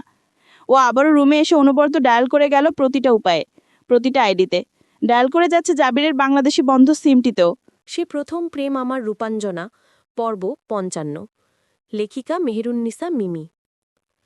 দেখতে দেখতে দুপুর পেরিয়ে বিকেল গড়িয়ে সন্ধ্যা হল। ইশতিয়াক চৌধুরী এয়ারপোর্টে ফোন করেও বিশেষ কোনো তথ্য পেলেন না। রূপ দুপুরে কিছু খেতে পারেনি, বরং মাত্রাতিরিক্ত দুশ্চিন্তা ও মানসিক চাপে পরপর ২ বার বমি করেছে। এখন চুপচাপ শুয়ে আছে বিছানায়। শর্মী বসে আছে ওর মাথার কাছে, হাত বুলিয়ে দিচ্ছে মাথায়। শর্মীর নিজেরও বুক ধরফর করছে কখন থেকে। রায়ানকে ফোন করে বিষয়টা জানিয়েছে। সেই বলেছে কর্তৃপক্ষ থেকে সংবাদ জোগাড় করে বা দুবাই ও ওয়াশিংটন এয়ারপোর্টের সোশ্যাল মাধ্যমে খোঁজ নিয়ে জানাবে। ধীরে ধীরে সন্ধ্যাটাও গড়িয়ে গেল, মিলিয়ে গেল গোধূলির ম্লান আলো। পাখিলা জোড়ায় জোড়ায় আপন নীড়ে ফিরতে ব্যস্ত। ফিরল না শুধু জাবির। ঘড়ির কাঁটা টিকটিক করে রাত ১১টার ঘর ছুতেই শর্মীর মোবাইলটা বাজল। মাথার কাছেই বসে থাকায় চট করে চোখ খুলল রূপ। শর্মী জানালো রায়ানের ফোন। আশার আলো ঝিলিক দিয়ে উঠল রূপের চোখের তারায়। শর্মীর মুখ থেকে একটা আশার বাণী শোনার অপেক্ষায় চাতকের মতো চেয়ে রইল ও। ওপাশের কথা অল্প কিছুক্ষণ শুনে নিয়ে চুপচাপ ফোন রেখে দিল শর্মী। রূপ উত্তেজনায় জিজ্ঞেসও করতে পারল না কি হয়েছে। শর্মী নিচতলায় বসার ঘরে যাওয়ার জন্য উঠতেই মনে পড়ল রূপ তো যেতে পারবে না। তাই এলোমেলো পায়ে করিডর পর্যন্ত গিয়ে কাঁপা গলায় সবাইকে ডেকে রূপের রুমে আনল। ইশতিয়াক চৌধুরী, শফিক চৌধুরী আর রাফিন বসার ঘরে টিভি দেখছে। সবাই আসার পর কৌতূহলী হয়ে প্রশ্ন করতে লাগল শর্মীকে। ও কিছু বলার মতো শব্দ পেল না, কারণ ও নিজেও কিছু জানে না। নিঃশব্দে রূপের রুমে টিভির রিমোটটা বের করে চালু করল টিভিটা। খুঁজে খুঁজে বের করলেও রায়ানের জানানো সেই সংবাদ চ্যানেলটা। ঠিক তখনই সংবাদ পাঠক ভদ্রলোক যেই খবরটা পাঠ করলেন সেটা ছিল কিছুটা এমন। শিরোনাম: ওয়াশিংটন ডিসি থেকে দুবাই হয়ে বাংলাদেশগামী যাত্রীবাহী প্লেন উত্তর আটলান্টিক মহাসাগরে বিধ্বস্ত। বিস্তারিত: ইউএস সময় সন্ধে ৬টায় বিমানটি ওয়াশিংটনের ডালেস আন্তর্জাতিক বিমানবন্দর থেকে ২৬৭ জন ও ক্রু মেম্বার সহ যাত্রা করে। ফ্লাইট নাম্বার ছিল এমিরেট ইকে ২২০। ফ্লাইটটা দুবাই হয়ে বাংলাদেশে যাওয়ার উদ্দেশ্যে বিমানবন্দর ছেড়েছিল। প্রায় ৫ ঘণ্টা ৪০ মিনিট উড়ার পর যুক্তরাজ্যের কর্নওয়াল উপকূল থেকে প্রায় ২০০ কিলোমিটার পশ্চিমে আন্তর্জাতিক জলসীমায় চলাকালীন হঠাৎই চাপ কমে যাওয়ার সমস্যা দেখা যায়। একপাশের ইঞ্জিনে হাইড্রোলিক ফেলিয়ারের পর বিমানটি দ্রুত উচ্চতা হারাতে থাকে। ফ্লাইটটির পাইলট শেষবার যোগাযোগ করেন দুর্ঘটনার আধ ঘণ্টা আগে। এর কিছুক্ষণের মধ্যেই রাডার থেকে অদৃশ্য হয়ে যায় ফ্লাইটটি। আন্তর্জাতিক বিমান সংস্থা এবং যুক্তরাজ্যের এভিয়েশন কর্তৃপক্ষের প্রাথমিক ধারণা যান্ত্রিক ত্রুটি এবং তীব্র আবহাওয়ার সম্মিলিত প্রভাবে দুর্ঘটনাটি ঘটেছে। এছাড়া পাইলটের পক্ষ থেকে কন্ট্রোল প্যানেলে স্বয়ংক্রিয় অগ্নিনির্বাপক সিস্টেম কাজ না করার কথাও জানানো হয়। যুক্তরাজ্যের রয়্যাল নেভি ও যুক্তরাষ্ট্রের কোস্ট গার্ডের যৌথ উদ্যোগে বড় পরিসরে উদ্ধার অভিযান শুরু হয়েছে। ঘটনাস্থলে হেলিকপ্টার ও বিশেষ সার্চ অ্যান্ড রেস্কিউ জাহাজ পাঠানো হয়েছে। এখনও পর্যন্ত দুর্ঘটনাস্থলের কিছু ধ্বংসাবশেষ পাওয়া গেছে, তবে কোনো জীবিত বা মৃতদেহের খোঁজ পাওয়া যায়নি। দুর্ঘটনার সময় উত্তর আটলান্টিকের ওপর দিয়ে প্রবল নিম্নচাপ বয়ে চলছিল, যা উদ্ধার কাজকে ব্যাহত করছে। ইতোমধ্যে এমিরেটস এয়ারলাইন্স এক বিবৃতিতে গভীর শোক প্রকাশ করেছে এবং ক্ষতিগ্রস্ত পরিবারগুলির পাশে থাকার প্রতিশ্রুতি দিয়েছে। তদন্তে সহায়তার জন্য বোয়িং কোম্পানি ও আমেরিকান এভিয়েশন সেফটি বোর্ড যুক্ত হয়েছে। ঘটনার আপডেট জানতে আমাদের সাথেই থাকুন। চ্যানেল এক্সকা। ঘরের মধ্যে পিনপতন নীরবতা। সবার স্তব্ধ দৃষ্টি এখনও টিভিতে চলা বিজ্ঞাপনের ওপর নিবদ্ধ। প্রতিটা চোখ যেন সেখানেই সেটে গেছে। এক একটা শব্দ যেন প্রত্যেকের কানে গলিত সীসাল আস্তরণ ঢালছিল। শর্মী যখন ধপ করে বিছানায় বসল, তখন ওর শরীর থরথর করে কাঁপছে। স্বাভাবিক চিন্তাভাবনার ক্ষমতা হারিয়ে ব্রেন নিশ্চল হয়ে পড়েছে। হঠাৎ ওর চোখ গেল রূপের ওপর। রূপ এতক্ষণ বসেছিল। ওকে মাথা হেলিয়ে একপাশে কাঁধ হয়ে পড়ে থাকতে দেখে শর্মী হঠাৎ বুঝল ও হুঁশ হারিয়েছে। রূপ বলে চিৎকার করে উঠতেই সবার চোখ ঘুরে এসে পড়ল রূপের ওপর। কয়েক মুহূর্ত কেউই নড়তে পারল না, এগিয়ে ওকে ঘুরতে পারল না। সকলেরই হাত পা নিথর নিশ্চল হয়ে গেছে। রূপের দুশ্চিন্তাগ্রস্ত উত্তেজিত মস্তিষ্ক হুট করে এই দুঃসংবাদ গ্রহণ করতে না পেরে ঢলে পড়ে। এই জ্ঞান যখন ফিরল ওর, তখন নিজেকে আবিষ্কার করল হাসপাতালের পরিষ্কার বিছানায়। কেবিনটাতে কেউ নেই। চট করে একবার পেটের ওপর হাত বুলিয়ে ছোট্ট প্রাণটার অস্তিত্ব অনুভব করতে চাইল রূপ। পেটটা তেমনি শক্ত ও ভার অনুভূত হতেই ও শান্ত হলো খানিকটা। অক্সিজেন মাস্কটা সরিয়ে পাশে থাকা স্যালাইনের ধাতব স্ট্যান্ডটা ফেলে দিল রূপ। মস্তিষ্ক সজাগ হতেই খিচুনি হতে লাগল। মনে হচ্ছে কম্পনটা দেহে নয়, বুকের ভিতর ও মাথার ভিতর হচ্ছে। শব্দ শুনে খট করে দরজা খুলে নাদিরা বেগম প্রবেশ করলেন। ওনার চোখ মুখের শীতল অভিব্যক্তিতে রূপ ভালো মন্দ কিছু বুঝতে পারল না। কম্পিত হাত দুটো দিয়ে বিছানার কোণ আঁকড়ে ধরে ফ্যাঁস ফ্যাঁসে অস্পষ্ট উচ্চারণে জিজ্ঞেস করল শুধু, আপডেট খবরটা কি পাওয়া গেছে? সবাইকে উদ্ধার করে আনা হয়েছে? ফোন এসেছে ওখান থেকে? জাবির জাবির কি আসেনি? নাদিরা বেগম উত্তর না দিয়ে নার্স ডেকে আনলেন। ওনার চোখ দুটো কেমন নিষ্প্রাণ কঠিন, যেন সেই চোখের কোনো ভাষা নেই, কখনো ছিলও না। নার্স আস্তে আস্তে রূপের খিচুনি বেড়ে সারা শরীর বরফে আচ্ছাদিত ব্যক্তির মতো হু হু করে কাঁপছে। ম্যাগনেসিয়াম সালফেট ইনজেক্ট করার পর ধীরে ধীরে কমল সেটা। রূপের নিষ্প্রভ মস্তিষ্কে এই মুহূর্তে তেমন কোনো চিন্তা ধারণ করা যাচ্ছে না। কেমন নিভে নিভে আসতে চাইছে স্নায়ু। একটু ভাবতে গিয়েও বারবার হোঁচট খাচ্ছে। নাদিরা বেগম রূপের পাশে বসে হাত চেপে ধরে চুপ করে রইলেন। রূপ ঘুমে ঢলে আসা স্তিমিত স্বরে বলল, আমার ফোনটা দাও। নাদিরা বেগম ফোন এগিয়ে দিলে রূপ অসংখ্যবার জাবিরের বন্ধ নাম্বারটাতে ফোন দিল। এখনো পর্যন্ত কোনো আইডি থেকেও অ্যাক্টিভ হয়নি। ফোন কানে রেখেই হঠাৎই ভাঙা বিধ্বস্ত গলে ভীষণ আর্তচিৎকার করে উঠল রূপ। মোবাইলটা ছুঁড়ে ফেলল সামনের দেয়াল বরাবর। সেটা ভেঙে ছিটকে এসে কিছু টুকরো পড়ল ওর উঁচু পেটের ওপর। পাগলের মতো চুল খামচে ধরেও চেঁচালো খড়খড়ে গলায়, ফোন ধরে না কেন মা? কোথায় আছে সে? আবারও ভুলে গেল আমার কথা? আবারও আমাকে টেনশনে মারতে ফোন রেখে কোথায় কোথায় ঘুরে বেড়াচ্ছে? এবার আর মাফ করব না মা। পেয়েছেটা কি? কান্নাতেও জোর কমে আসছে ধীরে ধীরে। কেমন ক্লান্ত অবিশ্রান্ত লাগছে চোখের পাতা, বুকের স্পন্দন। মনে হচ্ছে সব থমকে আছে চতুর্দিকে। শুধু ছুটে চলেছে ওর দুঃসহ আতঙ্কময় ঢিপ ঢিপ স্পন্দনটা। ওটা থেমে যায় না কেন? কি জন্য চলছে? রূপ ঘুমে ঢলে পড়তে পড়তে শুনল নাদিরা বেগমের ফিসফিসানি, দুদিন ধরে যতবার জাগছিস এমনি করে যাচ্ছিস। এভাবে নিজের সাথে সাথে বাচ্চাটারও ক্ষতি হবে রূপ। এবার একটু শান্ত হ মা। রূপ ঘুমে ঢলে পড়তে নাদিরা বেগম ডুকরে কেঁদে উঠলেন। চৌধুরী বাড়ির অবস্থা শ্মশানের মতো নীরব। 3 দিন ধরে কারোর খাওয়া দাওয়া নেই। বাড়ির পুরুষেরা, এমনকি রাফিন সহ প্রত্যেকে সারাক্ষণ এদিক ওদিক ফোন করে চলেছে। যেখানে যেভাবে পারছে খোঁজ নিচ্ছে। ওয়াশিংটন এয়ারপোর্ট থেকে দুবাই এয়ারপোর্ট, যুক্তরাজ্যের AAIB ব্রাঞ্চের হটলাইনে যোগাযোগ করে চলেছে। তথ্য এখনো একই রকম আছে, পরিবর্তন হয়নি। কোনো তথ্য থাকলে সংস্থার থেকেই যোগাযোগ করা হবে। থমথমে মুখে সবাই যার যার ঘরে আছে। শর্মিরার যাওয়া হয়নি রায়ানদের বাড়ি। রাজিয়া বেগমের ঘর থেকে খানিক পরপর ভেসে আসে উচ্চস্বরে কান্নার আওয়াজ। আফিয়া বেগমের রক্তচাপ অনিয়ন্ত্রিত গতিতে উচ্চ মাত্রায় পৌঁছে আছে। কান্নাকাটির ফলে মাথার যন্ত্রণায় তিনি বেহুশ। রাজিয়া বেগম চুলোর ধারে কাছে যেতে পারছেন না। ঋতুর মা যতটা পারছে সামলাচ্ছে। এদিকে শর্মির অবস্থা করুণ। মানসিক পীড়ার সাথে সাথে বাড়ির সবার অবস্থা সামলাতে গিয়ে ও নিজেই মৃতপ্রায়। হাঁটুজোড়া বারবার ভেঙে বসে যাচ্ছে। কান্নায় গলার কাছটা পাথরের চেয়েও ওজনদার লাগে। রূপের জ্ঞান ফেরানো সম্ভব না হওয়ায় সেই রাতেই হাসপাতালে নেওয়া হয়।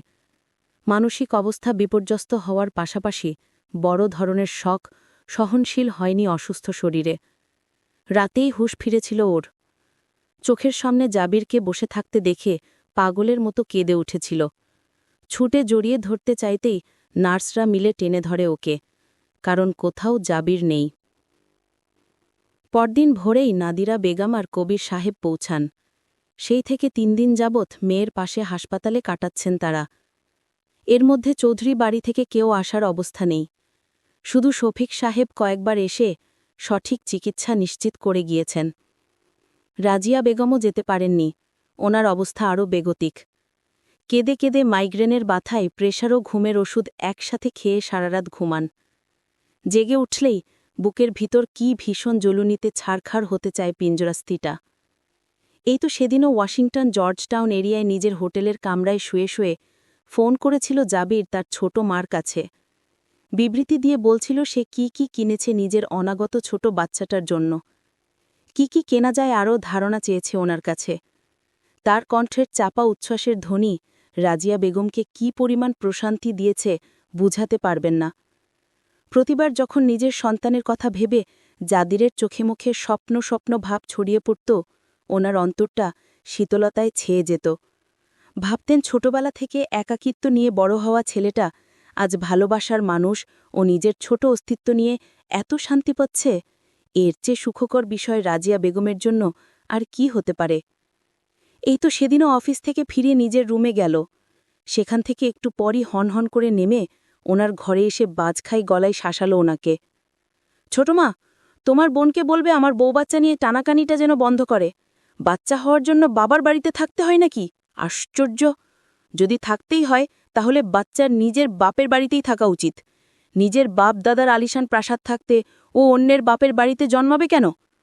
রাজিয়া বেগম বিছানার চাদর গোছাতে গোছাতে অবাক হয়ে তাকিয়ে পরক্ষণেই হেসে ফেলে বলেছেন, হারে গাধা, মেয়েরা সে সময় মায়ের কাছে থাকলে ভরসা পায়। এই কথা যেন জাবিরকে আরও ক্ষুব্ধ করল। সে 2 পা তেড়ে এসে মুখ কঠিন করে বলল, তুমি এতে সায় দেবে না বলছি, তাহলে তোমার গর্ধব ভাগিনী আরও মাথায় উঠে নাচার সুযোগ পাবে আমার। তাছাড়া তুমি কি ওর মানো? তোমার কাছে কমফোর্টের ওর ঘাটতি হবে বলে আমি বিশ্বাস করিয়া। রাজিয়া বেগম ঠোঁট টিপে হেসে তাকিয়াছেন দেখে জাবির কণ্ঠ কিছুটা নমনীয় করে অনুরোধের ভঙ্গিমায় বলল, আমি আপাতত ধমক টমক দেওয়া স্থগিত রেখেছি। এই বিষয়ে বুঝাতে গেলে সেই প্রতিজ্ঞা ভেঙে নিশ্চয়ই একটা ঝগড়া লেগে যাবে, কারণ ওর স্বভাবটা দুনিয়ার প্যানপ্যানে আর অযৌক্তিক। সুতরাং তুমি ওকে বুঝাবে যে এ বাড়ি থেকে এক পা বের হওয়ার অনুমতি নেই, অ্যান্ড দ্যাটস ইট। জাবির যাওয়ার পিছনেই আফিয়া বেগম প্রবেশ করলেন। রাজিয়া বেগম ওনার দিকে প্রশ্নবোধক দৃষ্টিতে তাকালে তিনি মৃদু হেসে বললেন, পাগলটাকে বুঝা। এক জায়গায় এতদিন থাকলে একঘেয়েমি চলে আসে, এতে ভাপড় হয়ে ব্রেনেও চাপ পড়ে। 2 দিন মায়ের কাছে বেরিয়ে আসলে একটু ফুটত লাগবে মেয়েটার। বয়সী বা কি হয়েছে, এখনই এত শক্ত হওয়ার মতো? রাজিয়া বেগম হেসে ফেলে বলেছেন, তোমার পাগল ছেলেকে পারলে তুমিই বুঝাও, আমি চললাম আমার বেচারি ভাগ্নিকে বুঝাতে। হাসপাতাল থেকে রূপকে নাদিরা বেগম সাথে নিয়ে যেতে চাইলেন। রূপ গেল না, ও চৌধুরী বাড়িতেই চলে এলো। যদি জাবির এসে ওকে না পায় তাহলে আর রক্ষা থাকবে না। কখন হুট করে এসে পড়ে বলা যায় নাকি? রূপের কথার কেউ বিপরীত প্রত্যুত্তর করল না। সময় দিল নিজেকে সামলানোর, ধীরে ধীরে হলেও সত্যটা মেনে নেওয়ার। ফোন দিতে দিতে রাত দিন এক হল রূপের। দিন তো দিন, রাতেরও শুরু শেষ কিছু নেই। একটু পর পরেই ফোন করে চলে প্রতিটা জায়গা থেকে। কি যে করছে লোকটা, আবার কিছু কিনতে চলে গেছে নির্ঘাত। একদিন মাঝরাতে ঘুম ভেঙে রূপের মনে হলো ওর ফোন বাজছে। যাবেই নিশ্চয়ই ফোন করেছে। ইগলের মতো ছোঁ মেরে মোবাইলটা তুলতেই দেখল অ্যালার্ম বেজে চলেছে। মাঝরাতে অ্যালার্ম কেন বাজছে, কখন সেট হয়েছে রূপ মনে করতে পারল না। এই সময় কি জাবিরের ফোন দেওয়ার কথা, এর জন্যেও অ্যালার্ম দিয়ে রেখে ভুলে গেছে। চট করে একবার ডায়াল করল জাবিরের বন্ধ সিমে। বরাবরের মতোই ঢুকল না, ঢোকার কথাও নয়। রূপ বিরক্তিতে সোশ্যাল মাধ্যমে সব জায়গা থেকে ফোন করল, মেসেজ দিল, সেখানেও রিপ্লাই নেই। এত দীর্ঘ সময় কেউ অফলাইন থাকতে পারে? বিরক্তিতে রূপের মেজাজ চিটচিট করে উঠল। এই সময় আবার পেটের ভিতর হুটোপুটি টের পেয়ে তিরিক্ষে মেজাজে ধমকি উঠল, একদম বাপের মতো হাট জ্বালাবি না আমার, ঠাস করে একটা চড় মারব ফাজিল। ওর বকবক শুনে পাশ থেকে নাদিরা বেগম জেগে উঠলেন। আতঙ্কিত হয়ে রূপকে চেপে ধরে বললেন, কি করছিস, জেগেছিস কেন এত রাতে? রূপ বিরক্তিতে মুখ বিকৃত করে ফেলল। আজকাল সবাই এমন বিরক্তিসূচক কাজকর্ম করে বেড়ায় কেন? ও খটখটে স্বরে ঝাঝালো কণ্ঠে বলল, তোমার জন্য এত রাত? আমেরিকায় কি এখন রাত নাকি? ওখানে এখন মাত্র বিকেল। তুমি ঘুমাও, তোমার এসব জেনে কাজ নেই। ও যদি এখন ফ্রি হয়ে থাকে তাহলে এক্ষুনি ফোন করবে। একটু থেমে কণ্ঠ নামিয়ে অসহায় স্বরে বলল, করবে তো, নাকি মাঝরাত বলে আমি ঘুমিয়ে আছি ভেবে ফোন করবে না? উফ, এই লোকটা এত বেশি বুঝে। নাদিরা বেগম হতবুদ্ধি হয়ে কিছুক্ষণ বসে থেকে মেয়ের মাথায় হাত বুলিয়ে দিলেন। চিন্তায় ওনার কলিজা শুকিয়ে আসে। এমন অবস্থা থেকে যদি রূপকে বের করা না যায় তাহলে বাচ্চাটার কি হবে? ধীরে ধীরে মানসিক ব্যাধিতে রূপ নেওয়ার আগে দ্রুত সামলাতে হবে ওকে। পরদিন ঘুম ভেঙে রূপ করিডোরে দাঁড়িয়ে চেঁচিও, খালেমণি! মাত্র সকাল 6টা। রুমুর একটু পর কোচিং আছে তাই রাজিয়া বেগম তাড়াতাড়ি উঠেছিলেন, কিন্তু রুম থেকে বের হননি তখনও। রূপের চিৎকারে এলোমেলো পায়ে পরিমরি করে ছুটে এসে উপরে দৃষ্টি দিলেন। রূপ একবার ফোনে চোখ বুলিয়ে রাগে গজগজ করে বলল, বাবাকে এখনো পাঠাওনি? 7টা তো বাজতে চলল। লোকটা কি নেমে রাস্তায় দাঁড়িয়ে থাকবে নাকি? তোমরা যে এত সেন্সলেস বুঝিনি। রাজিয়া বেগম শুকনো ঠোক গিলে মনে করলেন, আজ কত তারিখ? আজ আবারও 15 তারিখ, ইংরেজি বছরের 5ম মাস। গত মাসের এই তারিখে এই সময়ে ঠিক এভাবেই রূপ ওনাকে ফোন করে চেঁচিয়েছিল। আজ 1 মাস বাদে সেই স্মৃতি ওলট পালট হয়ে জঞ্জাল হয়ে ওর মাথায় ধরা দিচ্ছে আবার। স্বাভাবিক চিন্তাভাবনার খেই হারিয়ে সর্বশান্ত হচ্ছে রূপ দিন দিন। চোখটা জ্বালা করে উঠল রাজিয়া বেগমের নিমিষেই।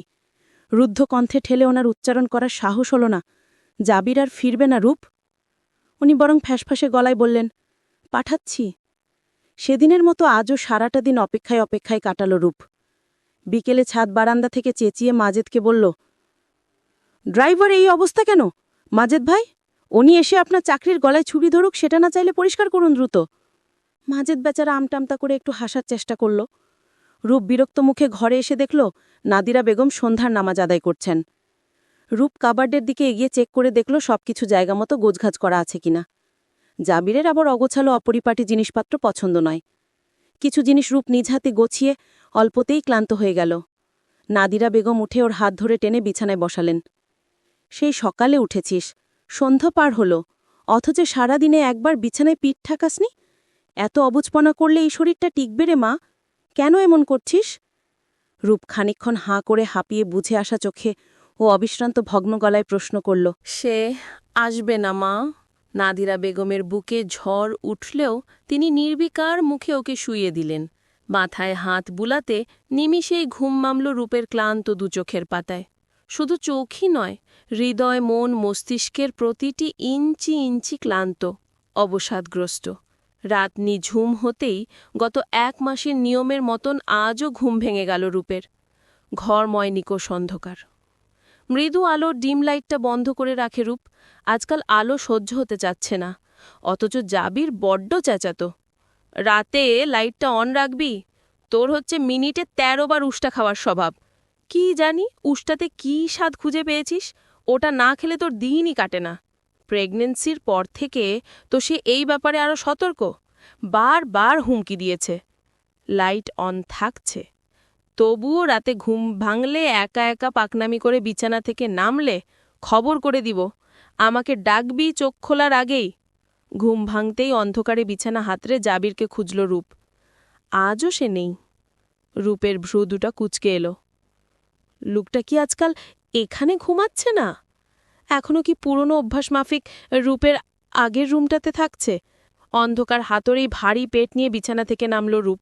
নিঃশব্দে বারান্দায় এসে সিঁড়ি দুটো ভেঙে ছাদের রেলিংয়ে হাত রেখে দাঁড়াল। বুক ঢিপ ঢিপ করছে ভয়ে। জাবির দেখে ফেললে এক্ষুনি চড়াও হয়ে যাবে ওর ওপর। বলা বাহুল্য, হলও তাই।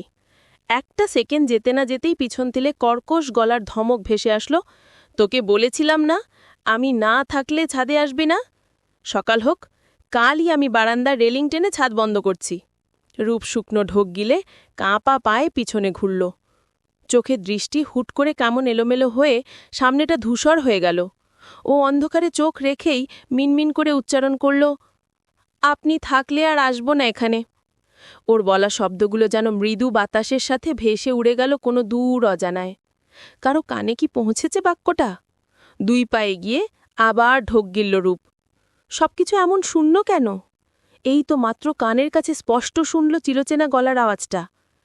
আবার ভেঙে আসা কদমে 2 পা পিছিয়ে রেলিংয়ে গা ঘেঁষে দাঁড়াল রূপ। বুক ঢিপ ঢিপ করছে ভয়ে। জাবির দেখে ফেললে এক্ষুনি চড়া হয়ে যাবে ওর ওপর। বলা বাহুল্য, হলও তাই। একটা সেকেন্ড যেতে না যেতেই পিছন থেকে কর্কশ গলার ধমক ভেসে আসলো, তোকে বলেছিলাম না আমি না থাকলে ছাদে আসবি না? সকাল হোক, কালই আমি বারান্দায় রেলিং টেনে ছাদ বন্ধ করছি। রূপ শুকনো ঢোক গিলে কাঁপা পায়ে পিছনে ঘুরল। চোখের দৃষ্টি হুট করে কেমন এলোমেলো হয়ে সামনেটা ধূসর হয়ে গেল। ও অন্ধকারে চোখ রেখে মিনমিন করে উচ্চারণ করল, আপনি থাকলে আর আসব না এখানে। ওর বলা শব্দগুলো যেন মৃদু বাতাসের সাথে ভেসে উড়ে গেল কোনো দূর অজানায়। কারো কানে কি পৌঁছেছে বাক্যটা? 2 পা এগিয়ে আবার ঢোক গিলল রূপ। সবকিছু এমন শূন্য কেন? এই তো মাত্র কানের কাছে স্পষ্ট শুনল চিরচেনা গলার আওয়াজটা। আবার ভেঙে আসা কদমে 2 পা পিছিয়ে রেলিংয়ে গা ঘেঁষে দাঁড়াল রূপ। গলাটা এত ভার লাগছে, ব্যথায় ছিঁড়ে পড়তে চাচ্ছে যেন। কি একটা যেন দলা পাকিয়ে ভীষণই শক্ত হয়ে গ্যাট হয়ে আছে সেখানটায়। এর নাম কি নীরব কান্না? রূপ আকাশের দিকে ঊর্ধ্বমুখী হয়ে ক্লান্তির নিঃশ্বাস ফেলে বুজে আসা গলায় আওড়াল, আপনি কি নেই জাবির? আপনি কি আর আমার ধরাছোঁয়ার মধ্যে আসবেন না? আমার কথা ভাবছেন না একটুও? আপনার চিন্তায় মৃত প্রায় আমার কতটা যন্ত্রণা হচ্ছে সেটা কেন বুঝতে চাচ্ছেন না? কোথায় আছেন আপনি?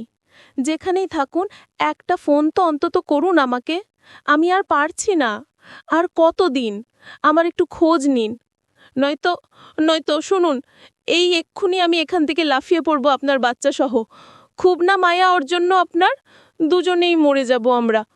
তাহলে খুশি হবেন তো? বহুদিন পর আবারও ভেঙে পড়ল রূপ অসহ্যকর হাহাকারে।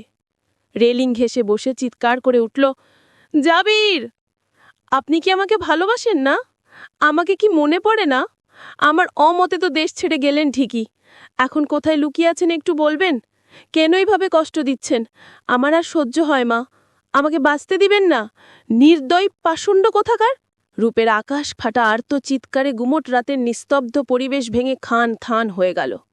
গাছের ডালে বসা ঘুমন্ত পাখিগুলো কিচ কিচ করে উঠল বিরক্তিতে।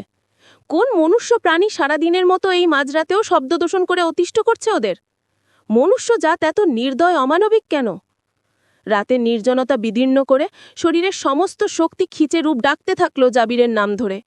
তাকে ছাড়া এই বাড়িটা যে রূপের জন্য সমাধিক্ষেত্র তা কি সে জানে না? কখনো বাপের বাড়ির নাম নিলেও রক্ত চোখে তাকিয়ে ওর আত্মা কাঁপিয়ে দিত। আর আজ নিজেই কোথায় চলে গেল ওকে একলা ফেলে।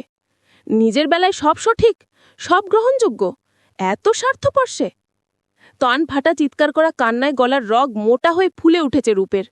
একসময় হুট করে গলার স্বর বন্ধ হয়ে গেল। ফ্যাঁস ফ্যাঁসে হয়ে আর আওয়াজ বেরোচ্ছে না। কাস্তে কাস্তে চোখ উল্টে এলো। বমির উদ্রেক হতেই উবু হয়ে বসল। ততক্ষণে নাদিরা বেগম সহ আফিয়া, রাজিয়া, ইস্তিয়াক, শফিক সহ প্রত্যেকে ঘুম ভেঙে হাজির হয়ে গেল ওর কাছে। এমনকি রাফিনও ছুটে এসেছে। নির্জন রাতে যেখানে সামান্য শব্দে ঘুমের মধ্যেও সচকিত হয় সবাই, সেখানে এমন চিৎকার ঘুম ভাঙাবে না তা সম্ভব নয়। নাদিরা বেগম রূপকে ধরার আগে নিজেই কান্নায় ভেঙে বসে পড়লেন। রাজিয়া, রাফিয়া বেগম এসে দুপাশ থেকে রূপকে আঁকড়ে ধরতেই হরহর করে সব বমিতে ভাসালো। ওনারা টেনেও তুলতে পারলেন না গ্যাট হয়ে বসা রূপকে। ও ইচ্ছে করেই উঠছে না। কাঁদতে কাঁদতে বারবার ছাদের মেঝেতে শুয়ে পড়তে চাচ্ছে। ছিটকে ঠেলে সরাচ্ছে যেই ধরতে আসছে। কান্নায় ভাঙা স্বরে বারবার একটাই কথা পাখির বুলির মতো জপছে, জাবির, কখনো ভালোবাসেননি আপনি আমাকে। কখনোই না, কখনো ভালোবাসেননি। আপনি ভালোবাসেন না আমাকে, আমিও বাসি না। জাবির, জাবির। একসময় সবাইকে সরিয়ে রাফিন এসে হুট করে পাজাকোলা করে তুলে নিল ওকে। রূপের শরীরটা এতদিনে জীর্ণ শীর্ণ রুগ্ন হয়ে থাকলেও পেটটা উঁচু থাকায় সাবধানে হেঁটে ঘরে নিল রাফিন ওকে। বিছানায় শুইয়ে দিতেই নেতিয়ে গেল ও। চোখের দৃষ্টি নিভু নিভু ভ্রান্তের মতো। ধীরে ধীরে চোখ দুটো বন্ধ করে তলিয়ে গেল কোথাও।